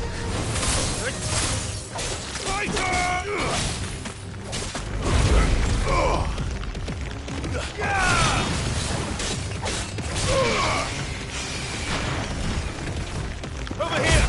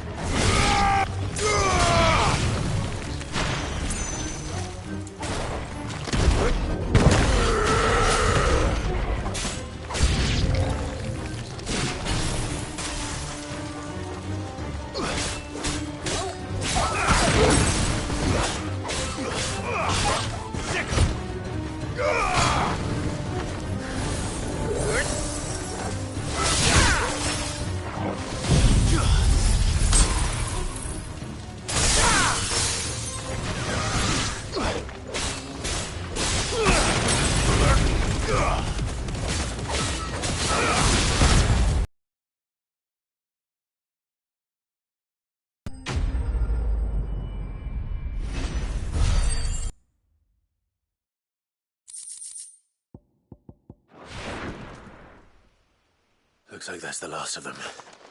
Lord Rossfield! Change of plan! What is it? Owl from the rest. An Akashic curl's been sighted on Rhiannon's ride and is headed in their direction. Well, the better half of her guard is here. So wait, how many Akashic remain in East Pool? Hard to say. My men are still facing some resistance, but I think the worst is behind us. I could order a detachment or two to fall back and... No. Let them finish the job. You stay here too, Sir Wade. Your men need you. I'll go after the curl. Join me only when East Pool is won. If you're sure, my lord. May the Founder protect you.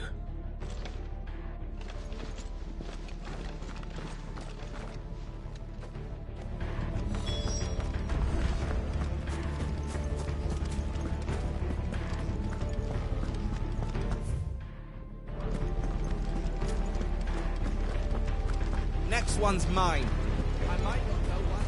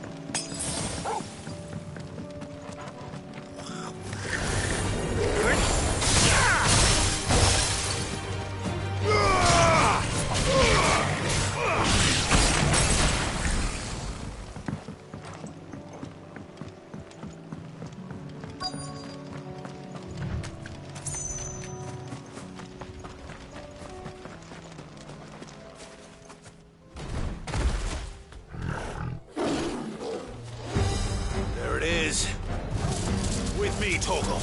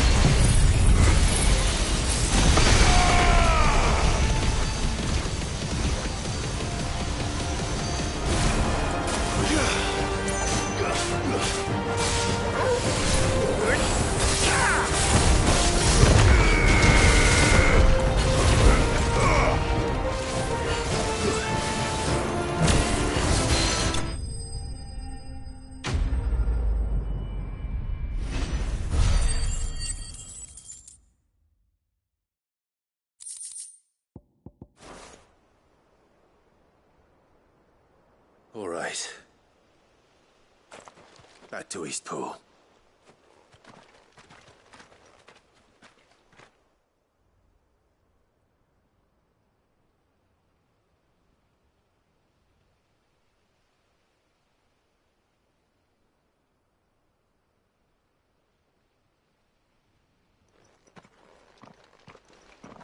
Lord Rossfield, the curl, is it? It's dead. Thank the Founder for that. And for you, my lord. We were able to eradicate the rest of the Horde. I have guardians posted around the village to keep watch for further attacks, but all seems quiet for now. I hesitate to say it, but I think it might be over. I think it might.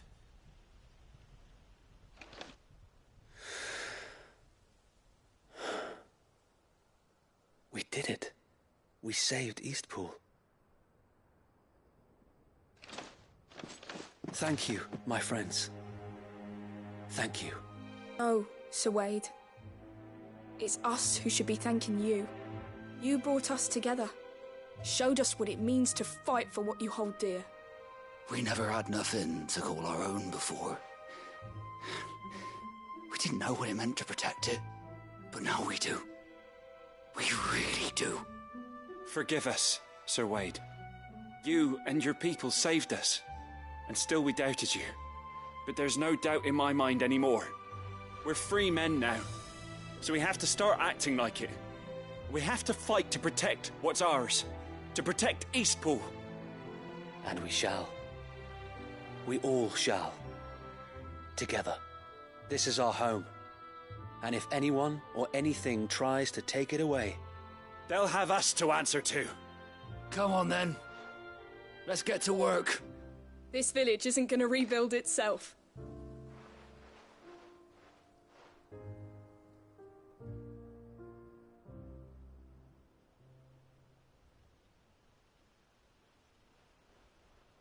They're not slaves anymore. No. They're Rosarians. Your father took pity on the bearer's plight, and I believe if he was still with us today, this is what he would have wanted. I believe you might be right. I shall remain here, my lord, and do what I can to help rebuild the village. After all, this is my home now too. And I could hardly call myself an Eastpoolian if I didn't pull my weight. I think you'll find it's Eastpudlian, Sir Wade. But you should be proud all the same. I'll have to pull my weight too. Can't have the rest getting outclassed. Speaking of which, I ought to be getting back. Can we continue to count on your support, Martha? Of course, and I'd be counting on yours too. Us Rosarians have got to stick together, haven't we? Indeed we have. And Clive, come by the Golden Stables when you get the chance. I ain't paid you for delivering them seeds yet. All right. I will.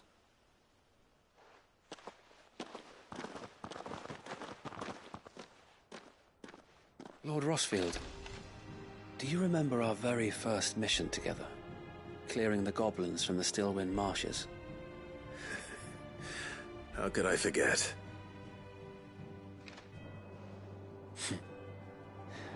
There's one sight that I shall never forget.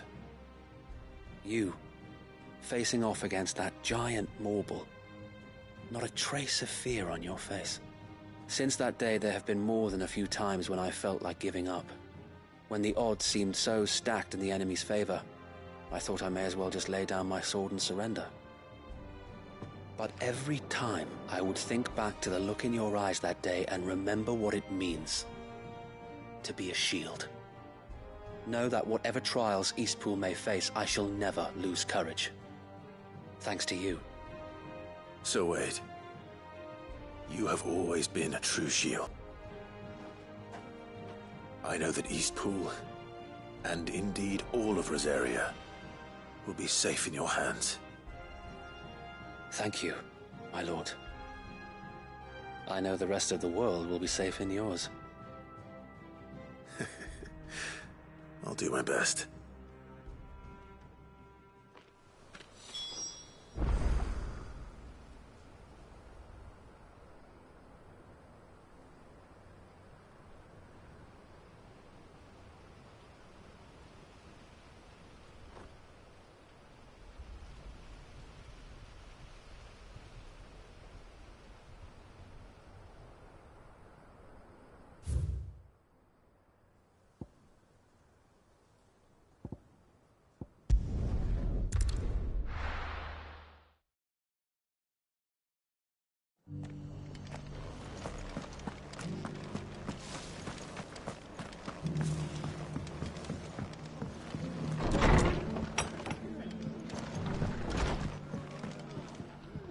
The hero returns. It's lucky you came by when you did, eh? Not only did my seeds get delivered, but you went and saved Eastpool and all. I just did what I could. And it's only right that you get rewarded for it. Take it before I change my mind. Thank you, Martha. So, Eastpool's finally back on its feet again. And a home to free bearers. Who'd have thought we'd see the day, eh? Well, it was your idea. I know that, but I never stopped to think what it would mean. Bearers in charge of themselves, thinking for themselves, working for themselves. Like your hideaway, but not even hidden away. Though I suppose the rest ain't much different nowadays. You know, bearers living free like that reminds me of when I first met Sid. Loath as I am to recall that particular day. I take it you didn't always see eye to eye. What happened? Well, if you really want to know, I started doing what I do long before I met Sid. In fact, that's how. Or at least how he came to meet me. He showed us one day, asking questions about who'd been buying up bearers. Founder knows what he thought I was doing with them. Running a hunt, poking around in their innards. Something awful, anyway. Me, I thought he was a new constable. Thought the game was up. But somehow we both managed to work out what each other was about. And before I knew it, the cheeky arse was rattling on at me about how I was doing it all wrong. After all my hard work. Told me I was giving them relief, but not freedom. That my bearers were still dying as slaves. Got right under my skin, it did. Told him if he didn't like it, he could bugger off and report me to the garrison. And do you know what he did? He smiled. And then he laughed. And then I did the same. We made a pact that day, that whenever one of us was in need, the other would always be there for him. And you were? Well, we both wanted the same thing. To make life better for bearers. Just like your dad. Do you know I was born right around the time Elwyn became Archduke? Growing up, I saw how he tried to change things. He certainly didn't lack for ambition, that one. Indeed. But the loftier one's ambitions, the harder they are to achieve. Which is why those of us who follow in their footsteps need to finish what people like Sid and my father started. Suppose you're right, aye. And if we don't manage it, there's always them who come after us. Good thing we've got a few half-decent sorts waiting in the wings, eh? It's almost enough to give you a little bit of hope. Just a little. Anyway, enough nattering. Better get back to work. Let's see about making everyone some dinner, shall we? The least the folk deserve is a hot meal. And you and me ain't gonna save the world on an empty stomach neither. That sounds like a wonderful idea.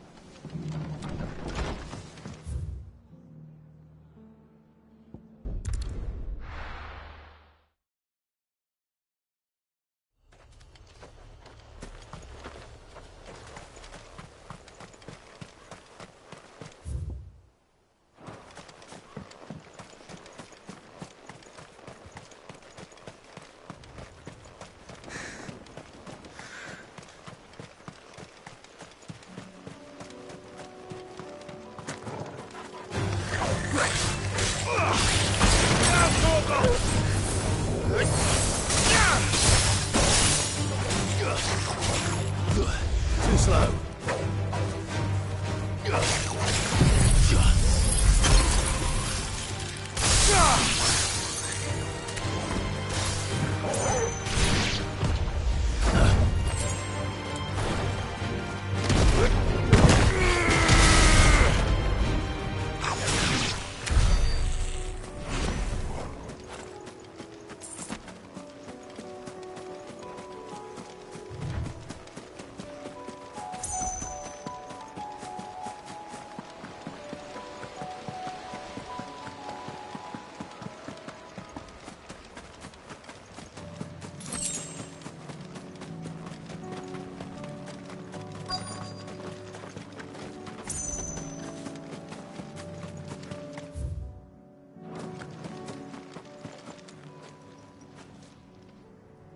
Good. They haven't broken camp yet.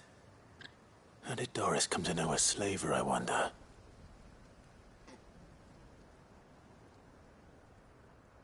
We've waited long enough. She's not coming. Ready the bearers. We're leaving. Back to civilization, is it, Mom? With all haste, lest any of you lackwits start talking like these feckless bumpkins. I presume your men are ready. We've suffered too many delays as it is. Any more and I'll be docking your pay. Yes, Mom. Oh, but before you go, it appears we have company. Kill him. You're welcome to try.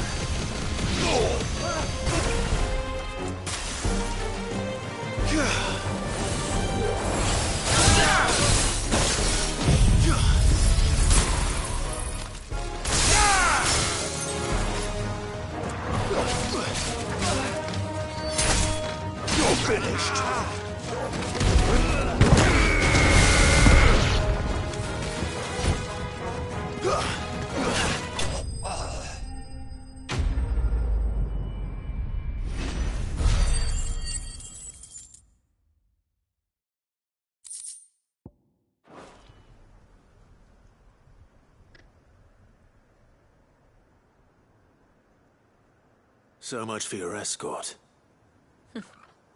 You'll forgive me for not avenging my men.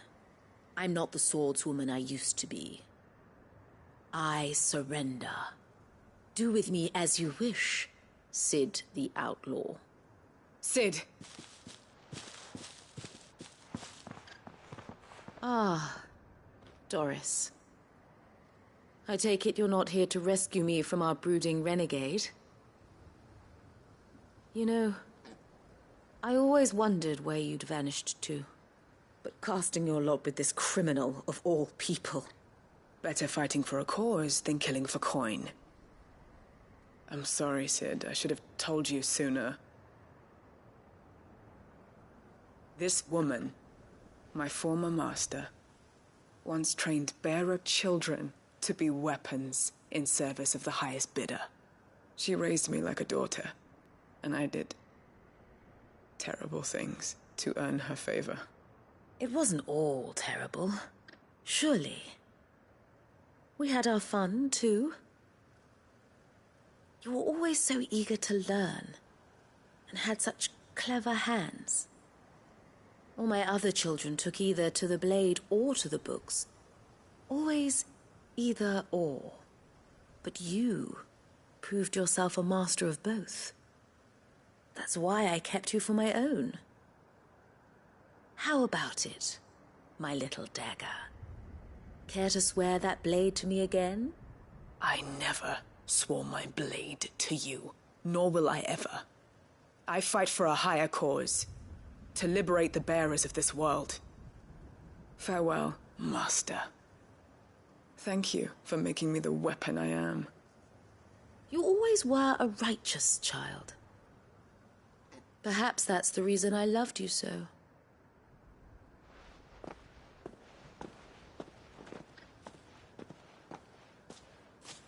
What do you want to do with her? I am not the killer she wanted me to be. Not anymore. And she no longer has friends in high places. The Dame does, though. Her connections at the Imperial Court will see that justice is done. All right. If you're certain. I am. And thank you for everything. Now, I better let these bearers know that they're safe.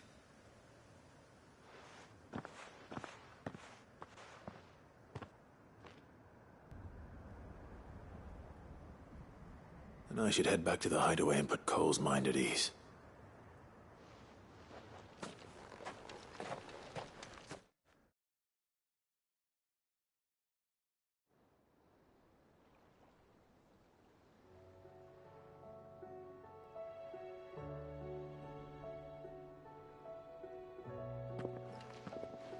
Welcome back, Sid.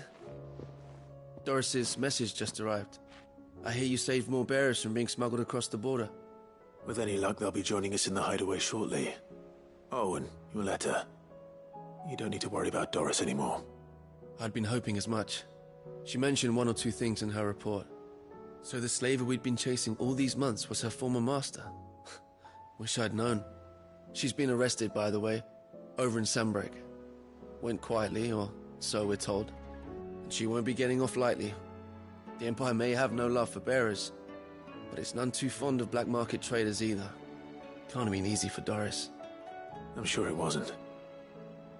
But don't worry. She'll be all right. I hope so.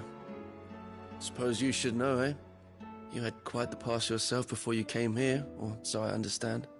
Anyway, thanks again, Sid. The Cursebreakers would be lost without Doris. And you, of course. Keep up the good work, Cole.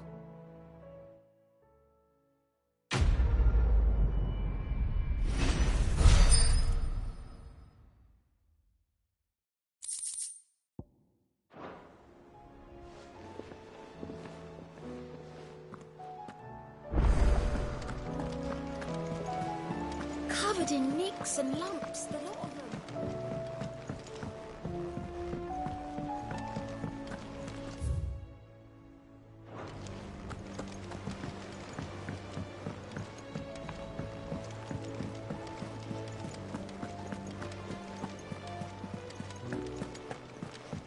Come back.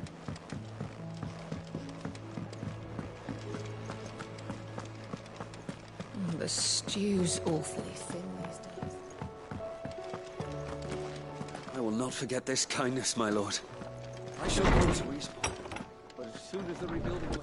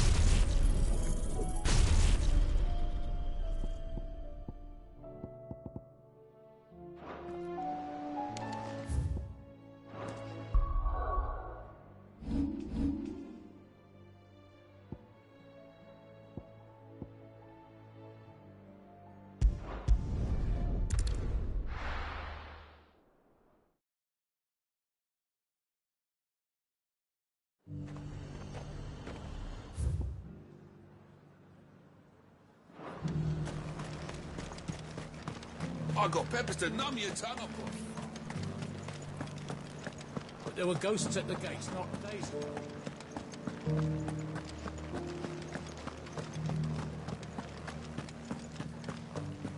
Those things I said before. So many were injured.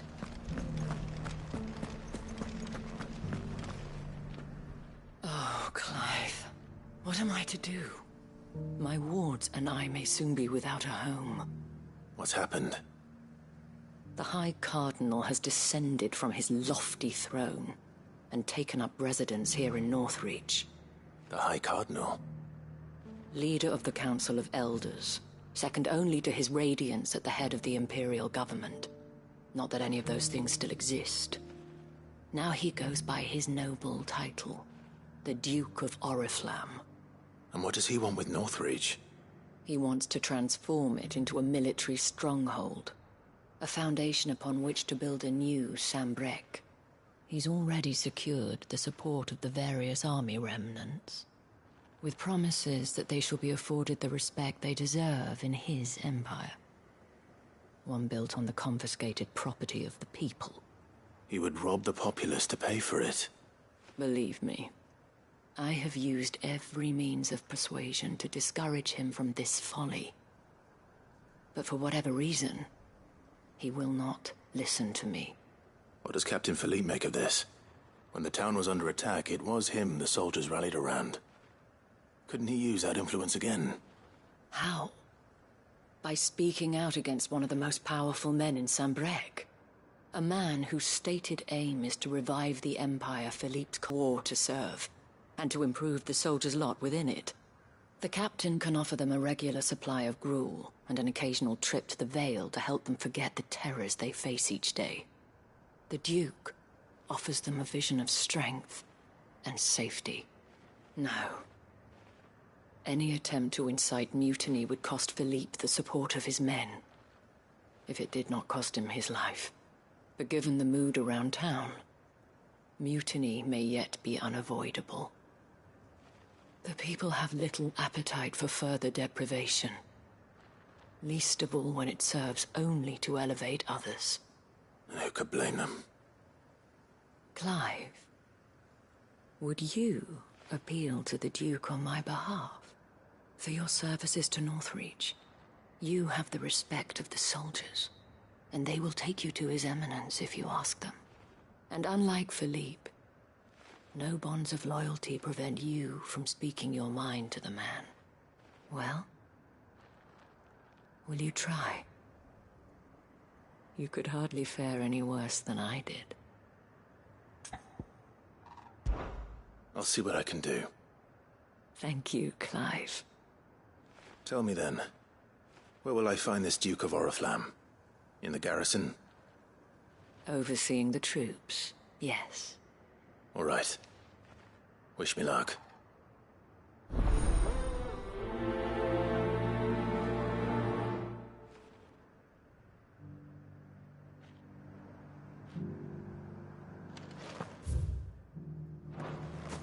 I may have met this Duke before, at the Remembrance Ceremony.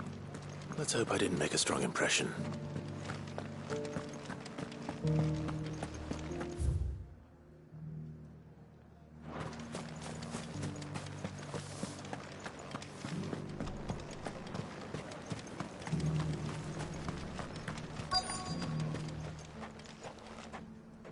Halt! Oh, sorry about that. You're the dame's man, aren't you? You got some business with the captain? No, actually. With the Duke. I was hoping I might be able to speak with him. We're under orders not to let any civilians pass. But you should be all right. His Eminence has heard all about you and your heroics. Wait here. I'll go and ask.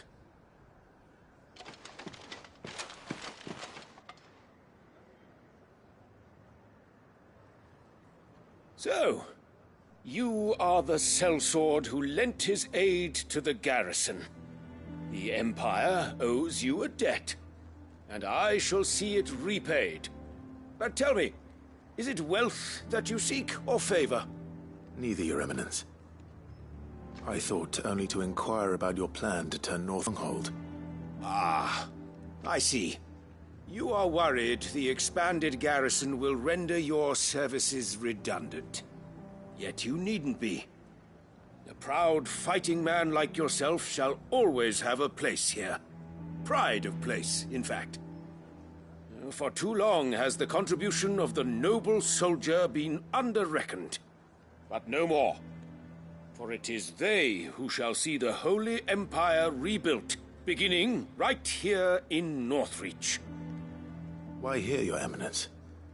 The town has been fortunate enough to escape largely unscathed from the recent troubles. Her defenses are sound, and her garrison well prepared. Which is more than can be said for Oriflamme or Twinside. The Empire wants for a capital, and I believe Northreach to be the perfect place. With Caer Norvent, Adel. Once we have seen to the refortification of both the town and the castle, we need only build a wall around both to create a city that would be the envy of the twins. Plans are already underway for the construction. Soon enough, these thralls shall learn that they are no match for the might of Sanbreque. I fear you underestimate how dangerous these creatures are, Your Eminence. Should they return in force, you will need all the people of Northreach to come together in defense of the town. Something they may be loath to do if they've been deprived of their worldly goods. The people will do as their leaders command. If Sanbreque is to be rebuilt, she will require a functioning government. One whose authority is beyond question. That is why this levy is necessary. So that any man who wishes to join the army might do so and be fed, outfitted, and paid as befits a defender of the Empire. And yet there are those who persist in peddling the treasonous lie that I seek to steal from the people and drive them from their homes. I suspect they're afraid of losing what little they have left. Precisely. The common folk have little and less, and you mean to deprive them of even that. You would sow the seeds of your new empire in your own salted earth. Sabine, we have discussed this. Yes, and I told you then how putting the empire before her citizens would lead only to revolt. Without an empire, there are no citizens. And in yours, there will be only beggars. Is that what Griga wills for her people? Do not take her name in vain, Sabine. I'll come back later. A citizens' revolt. I wonder what the people really think of the Duke's plan. It wouldn't hurt to ask them, I suppose. Let's begin with those on the other side of the wall.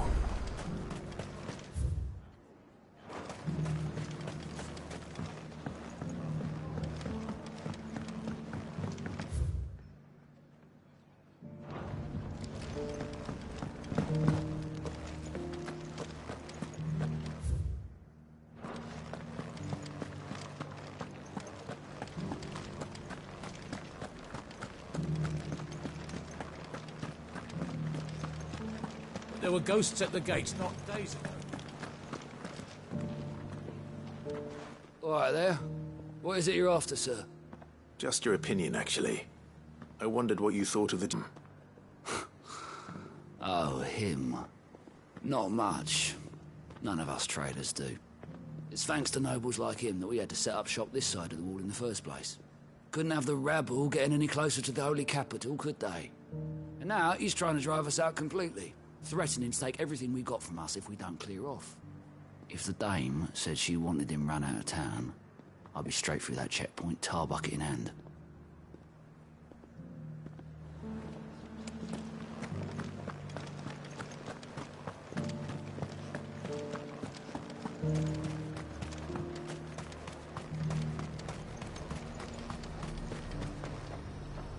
I've been hearing Luke. Nothing good, I'll wager. Going around acting like he owns the place. And with hardly a word to the dame. This is her town, not his. I take it you'd rather she was in charge. As far as I'm concerned, she still is. Just need his eminence to sod off back to Oriflamme. Why, your stall is as ripe as a middle heap. It's my damn bearer. He's gone and lost the touch.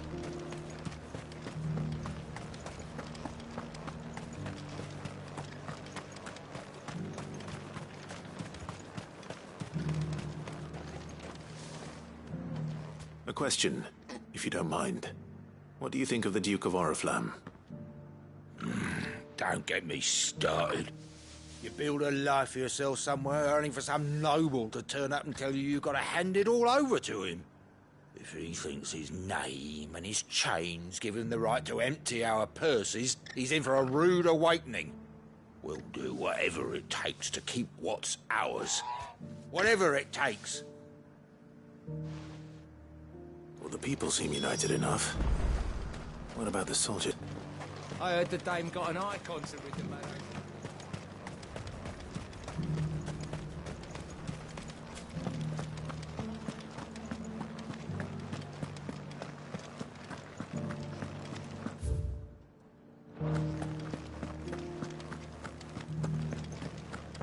Those things I said before. Excuse me, do you have a moment? I wondered if you'd mind sharing your thoughts on the Duke of Oriflamme. Well, he's made a lot of enemies coming in the way he did. I mean, look around us. You can see the state the realm's in. The traders might not like having the screws put on them, but if they volunteered a few more of their hard-earned gil before things got bad, maybe they wouldn't have to. I think the Duke's got a point when he says rebuilding the Empire's the best way of making sure we're all protected. And if that means people who don't know one sword from another have to make way for those who do, well, that's just how it goes.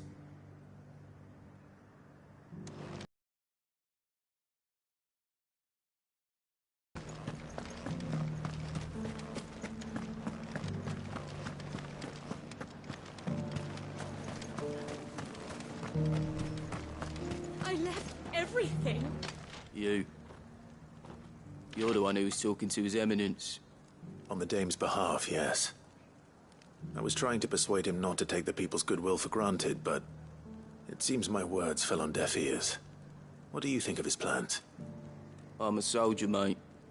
He tells me what to do, not the other way round. Listen, I've got nothing but respect for the dame, but I've got a family to look after. That's where my loyalties lie, not with the town or the Empire, but with my wife and children. If the Duke can get us the men and the equipment we need to fight off those blue-skinned bastards, I don't care how he does it.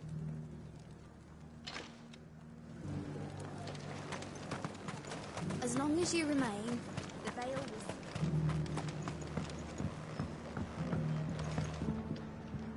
will... I hear the Duke of Oriflamme plans to turn this town into some sort of fortress. Do you think that's a good idea? It's not for me to say. All I know is that unless the Emperor orders me otherwise, His Eminence's word is law. Look, no one likes all these taxes and tariffs, but empires don't come for free. Once Sandbreck is back on her feet, we'll all reap the benefits. Let's see what Philippe makes of all this. Sabine, you are embarrassing.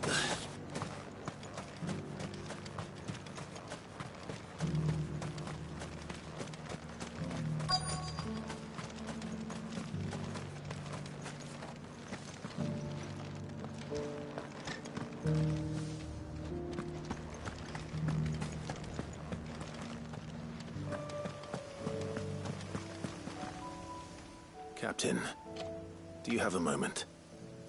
For you? Certainly. Clive, wasn't it? Thank you for last time. How can I help you? I wanted to ask you about the Duke of Oriflamme. Do you go along with his plan? But to tell you the truth, I'm in two minds. It's my sworn duty as a captain of the Imperial Army to obey his orders. but I can't say I agree with him. Philippe, I remember you saying that you became a soldier to protect the people you loved. The dame included. That's right. I did. Well, she doesn't agree with the Duke's orders either. She thinks they could tear Northreach apart.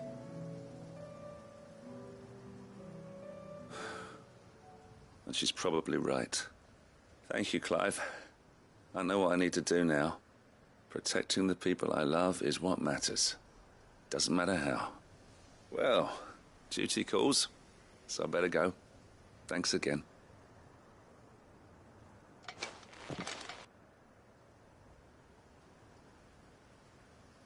It seems Philippe wants to do the right thing at least. I expect Isabel will be pleased to hear that, if nothing else.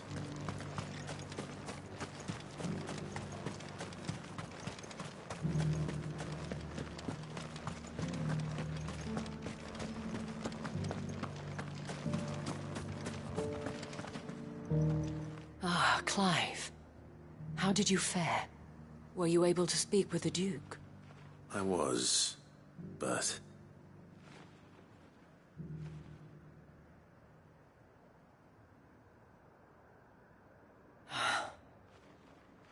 So Northreach is to be a fortress after all. Well, it will certainly help to hold back the threat. There's no denying that. Though I doubt it will come as much consolation to the townspeople whose worldly goods are confiscated to pay for it. They deserve to be heard, Clive. To have a say in this new empire the Duke means to build. Sadly, His Eminence values their obedience more than their opinions, and hopes to reassert the authority of the state. I fear he sees the people as mere pawns on his chessboard to be sacrificed for the greater good. Needless to say, they themselves are of a different opinion, and would rather their destinies were in your hands. The soldiers, meanwhile, are content to follow their orders. And not just because of the Duke's rank, but because of his vision. I thought as much. Had I sworn to protect Sanbreque, I dare say I too would want nothing more than to see it rise from the ashes, trying. But the battle is lost. I don't know about that. What happened to your uniform? I handed it in, along with my resignation. Told the lads I wished them well, but that I owe it to those I love to call it a day. But why? Because I realize what really matters to me. Not following some nobleman's orders for the sake of it, but protecting what I care about. Protecting Northreach. I honestly don't know when those monsters will return, but I'm certain they're not finished with us yet. And when they do come back, we need to be ready for them. We need to stand together, all of us. And with you to lead us, milady, I reckon we can do it. It was you who finally convinced me, Clive. There's no point following orders if they go against everything you believe. Indeed. All of us, standing together. That has always been Northreach's best hope, and one which still lies within our grasp. We have only to turn our attentions to the true enemy. Thank you, Philippe, for showing me what I must do. Anything for you, milady. Speaking of standing together, would you mind if I borrowed a few of the lads from the Vale to help keep watch around the town? I fear His Eminence has loftier tasks in mind for the guard. Not at all. Be my guest. Wouldn't be the first time.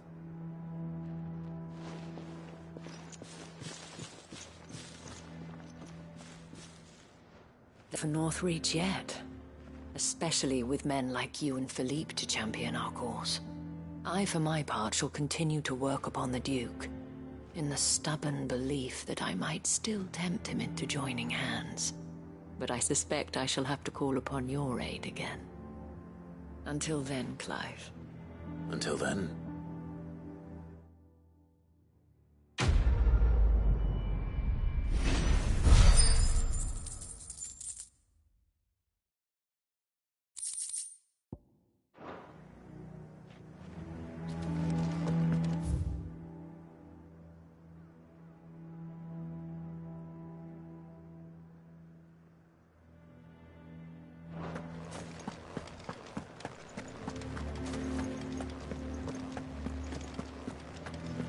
those things I said before.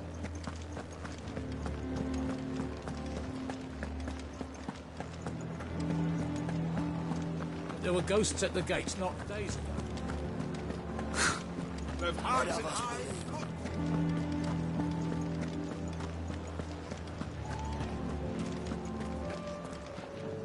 I swore to protect this town and the people I love. I don't need a uniform to do that.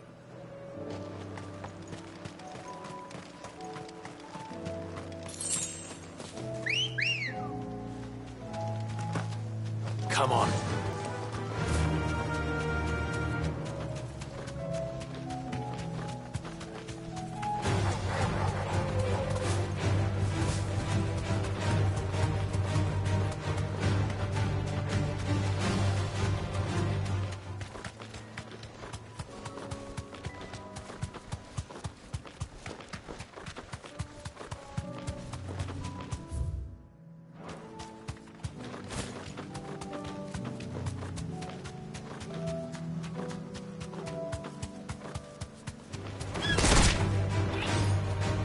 You deserve a rest.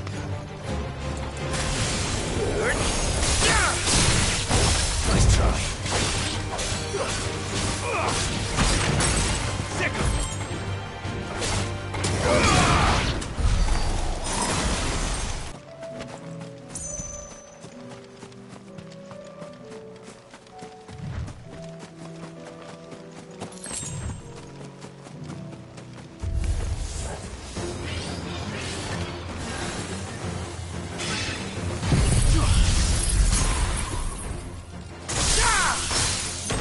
Soil and stone!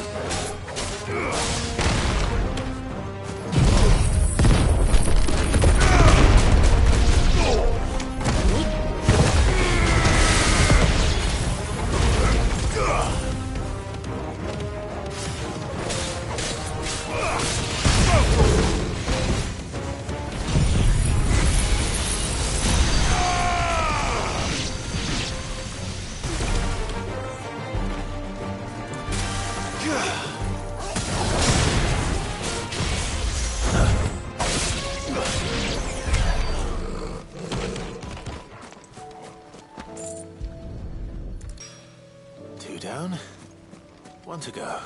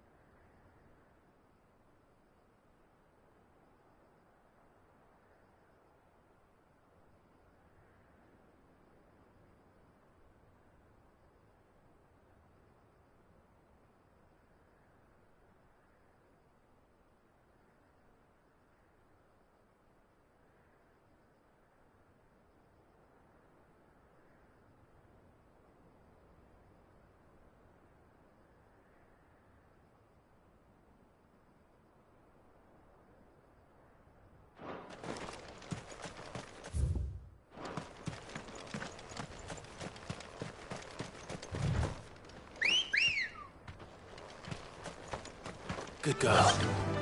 Yeah!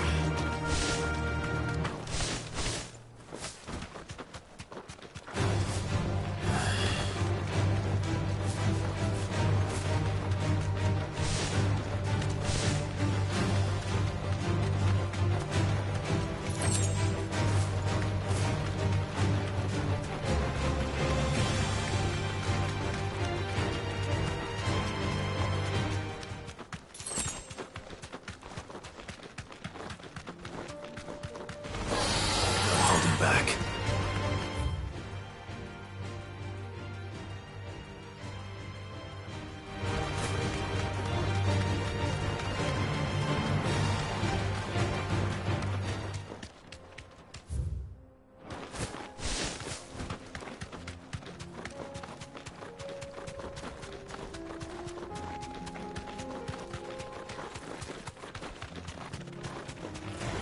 Enough of you, are there? You deserve a rest.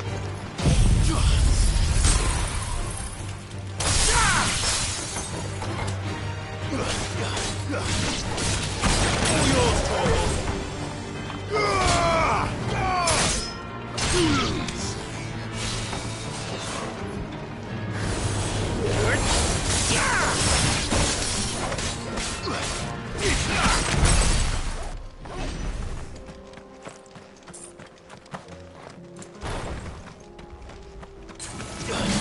Mistakes.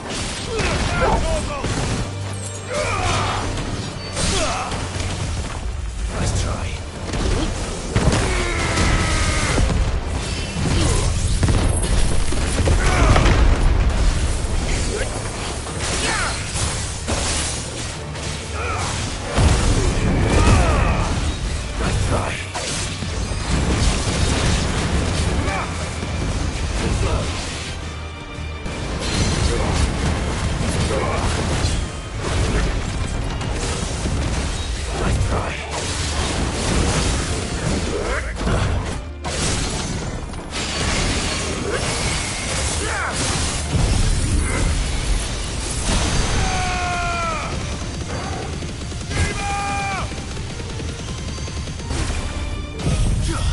Soil and stone!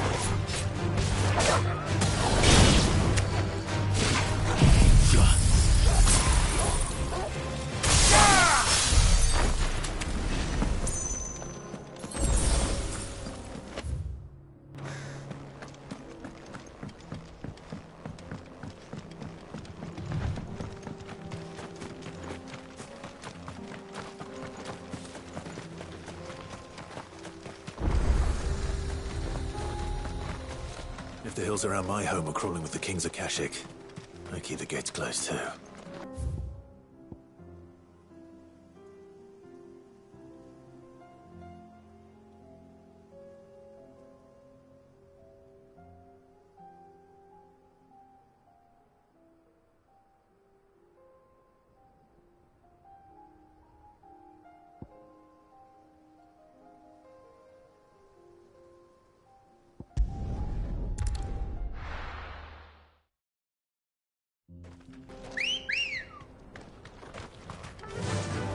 Fly, Ambrosia.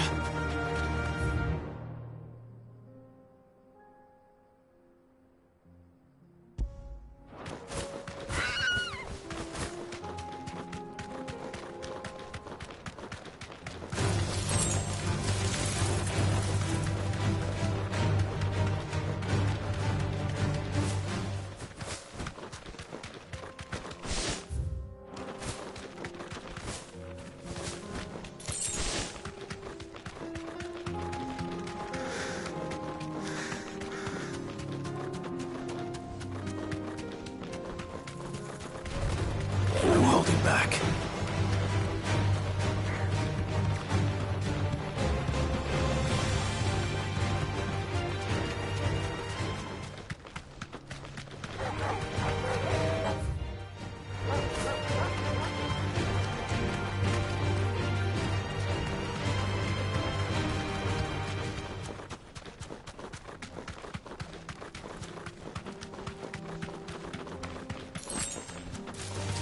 This might take a while.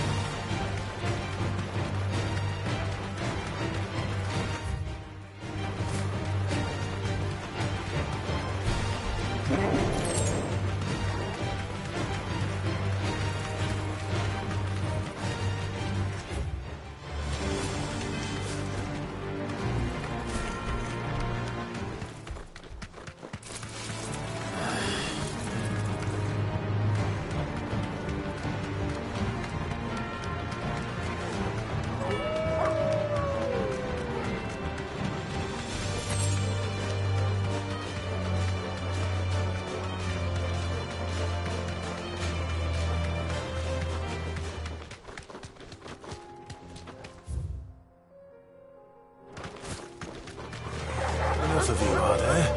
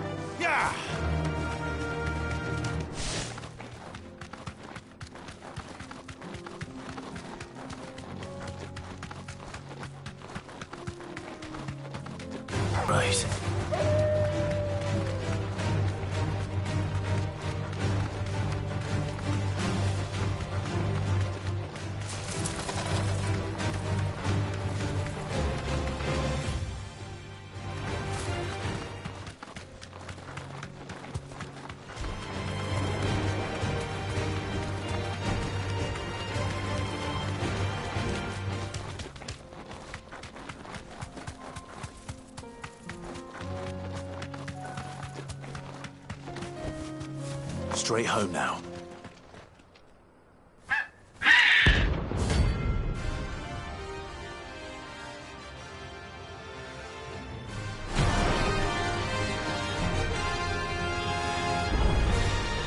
That's like no trouble I've ever seen. Something tells me it won't be easily broken. Too slow.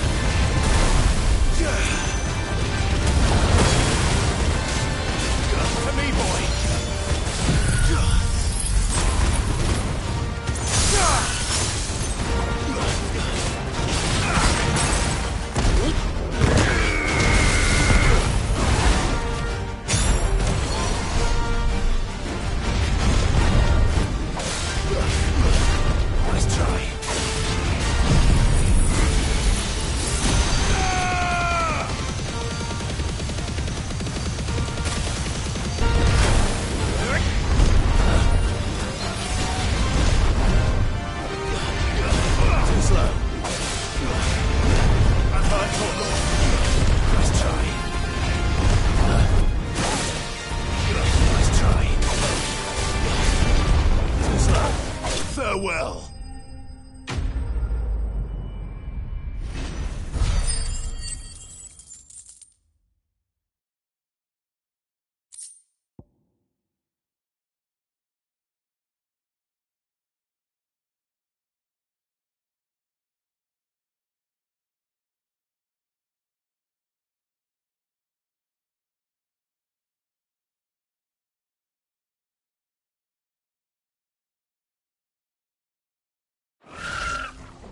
Poor beast. There was nothing I could do.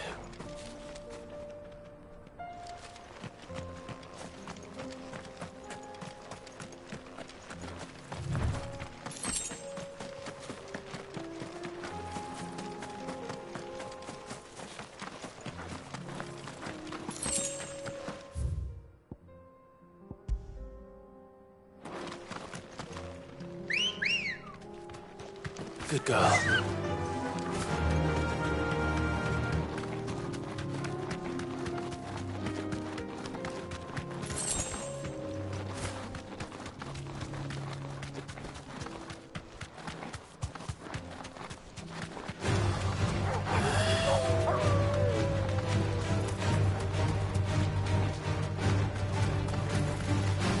I needed.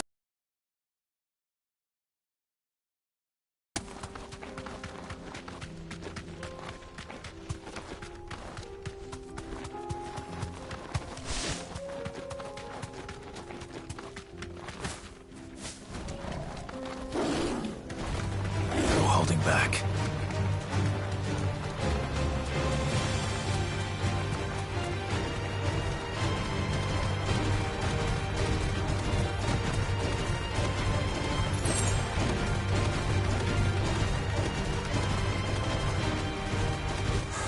So Dravost is still standing. For now, at least. If you can swing a hammer, you can...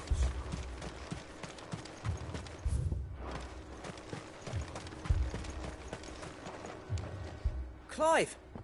You're here! And the Akashic? Mostly off to the north still. But I spoke to Doris's scouts, and it turns out things are worse than I thought. There's swarms of them out there.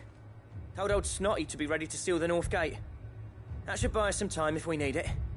Enough for the villagers to barricade themselves inside their homes, at least. Well done.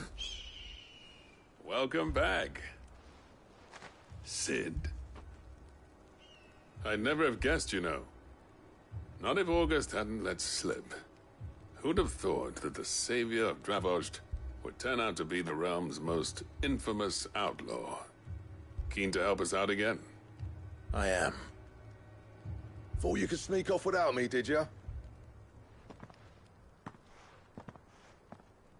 Blackthorn. Oh, what are you doing here? One of the scouts couldn't keep his voice down. Unlike my best mate who didn't think I deserved to know. So then, how long's it been? Vulcan, our master, didn't leave the chiefdom to the two of us. He left it to me. The best blacksmith in Dravost, barring himself, of course. Bloody stupid tradition, in my opinion. If someone's got talent, you should let them practice their craft, not ask them to settle petty feuds and barter for grain. Our master wasted half his life that way. I wasn't about to let that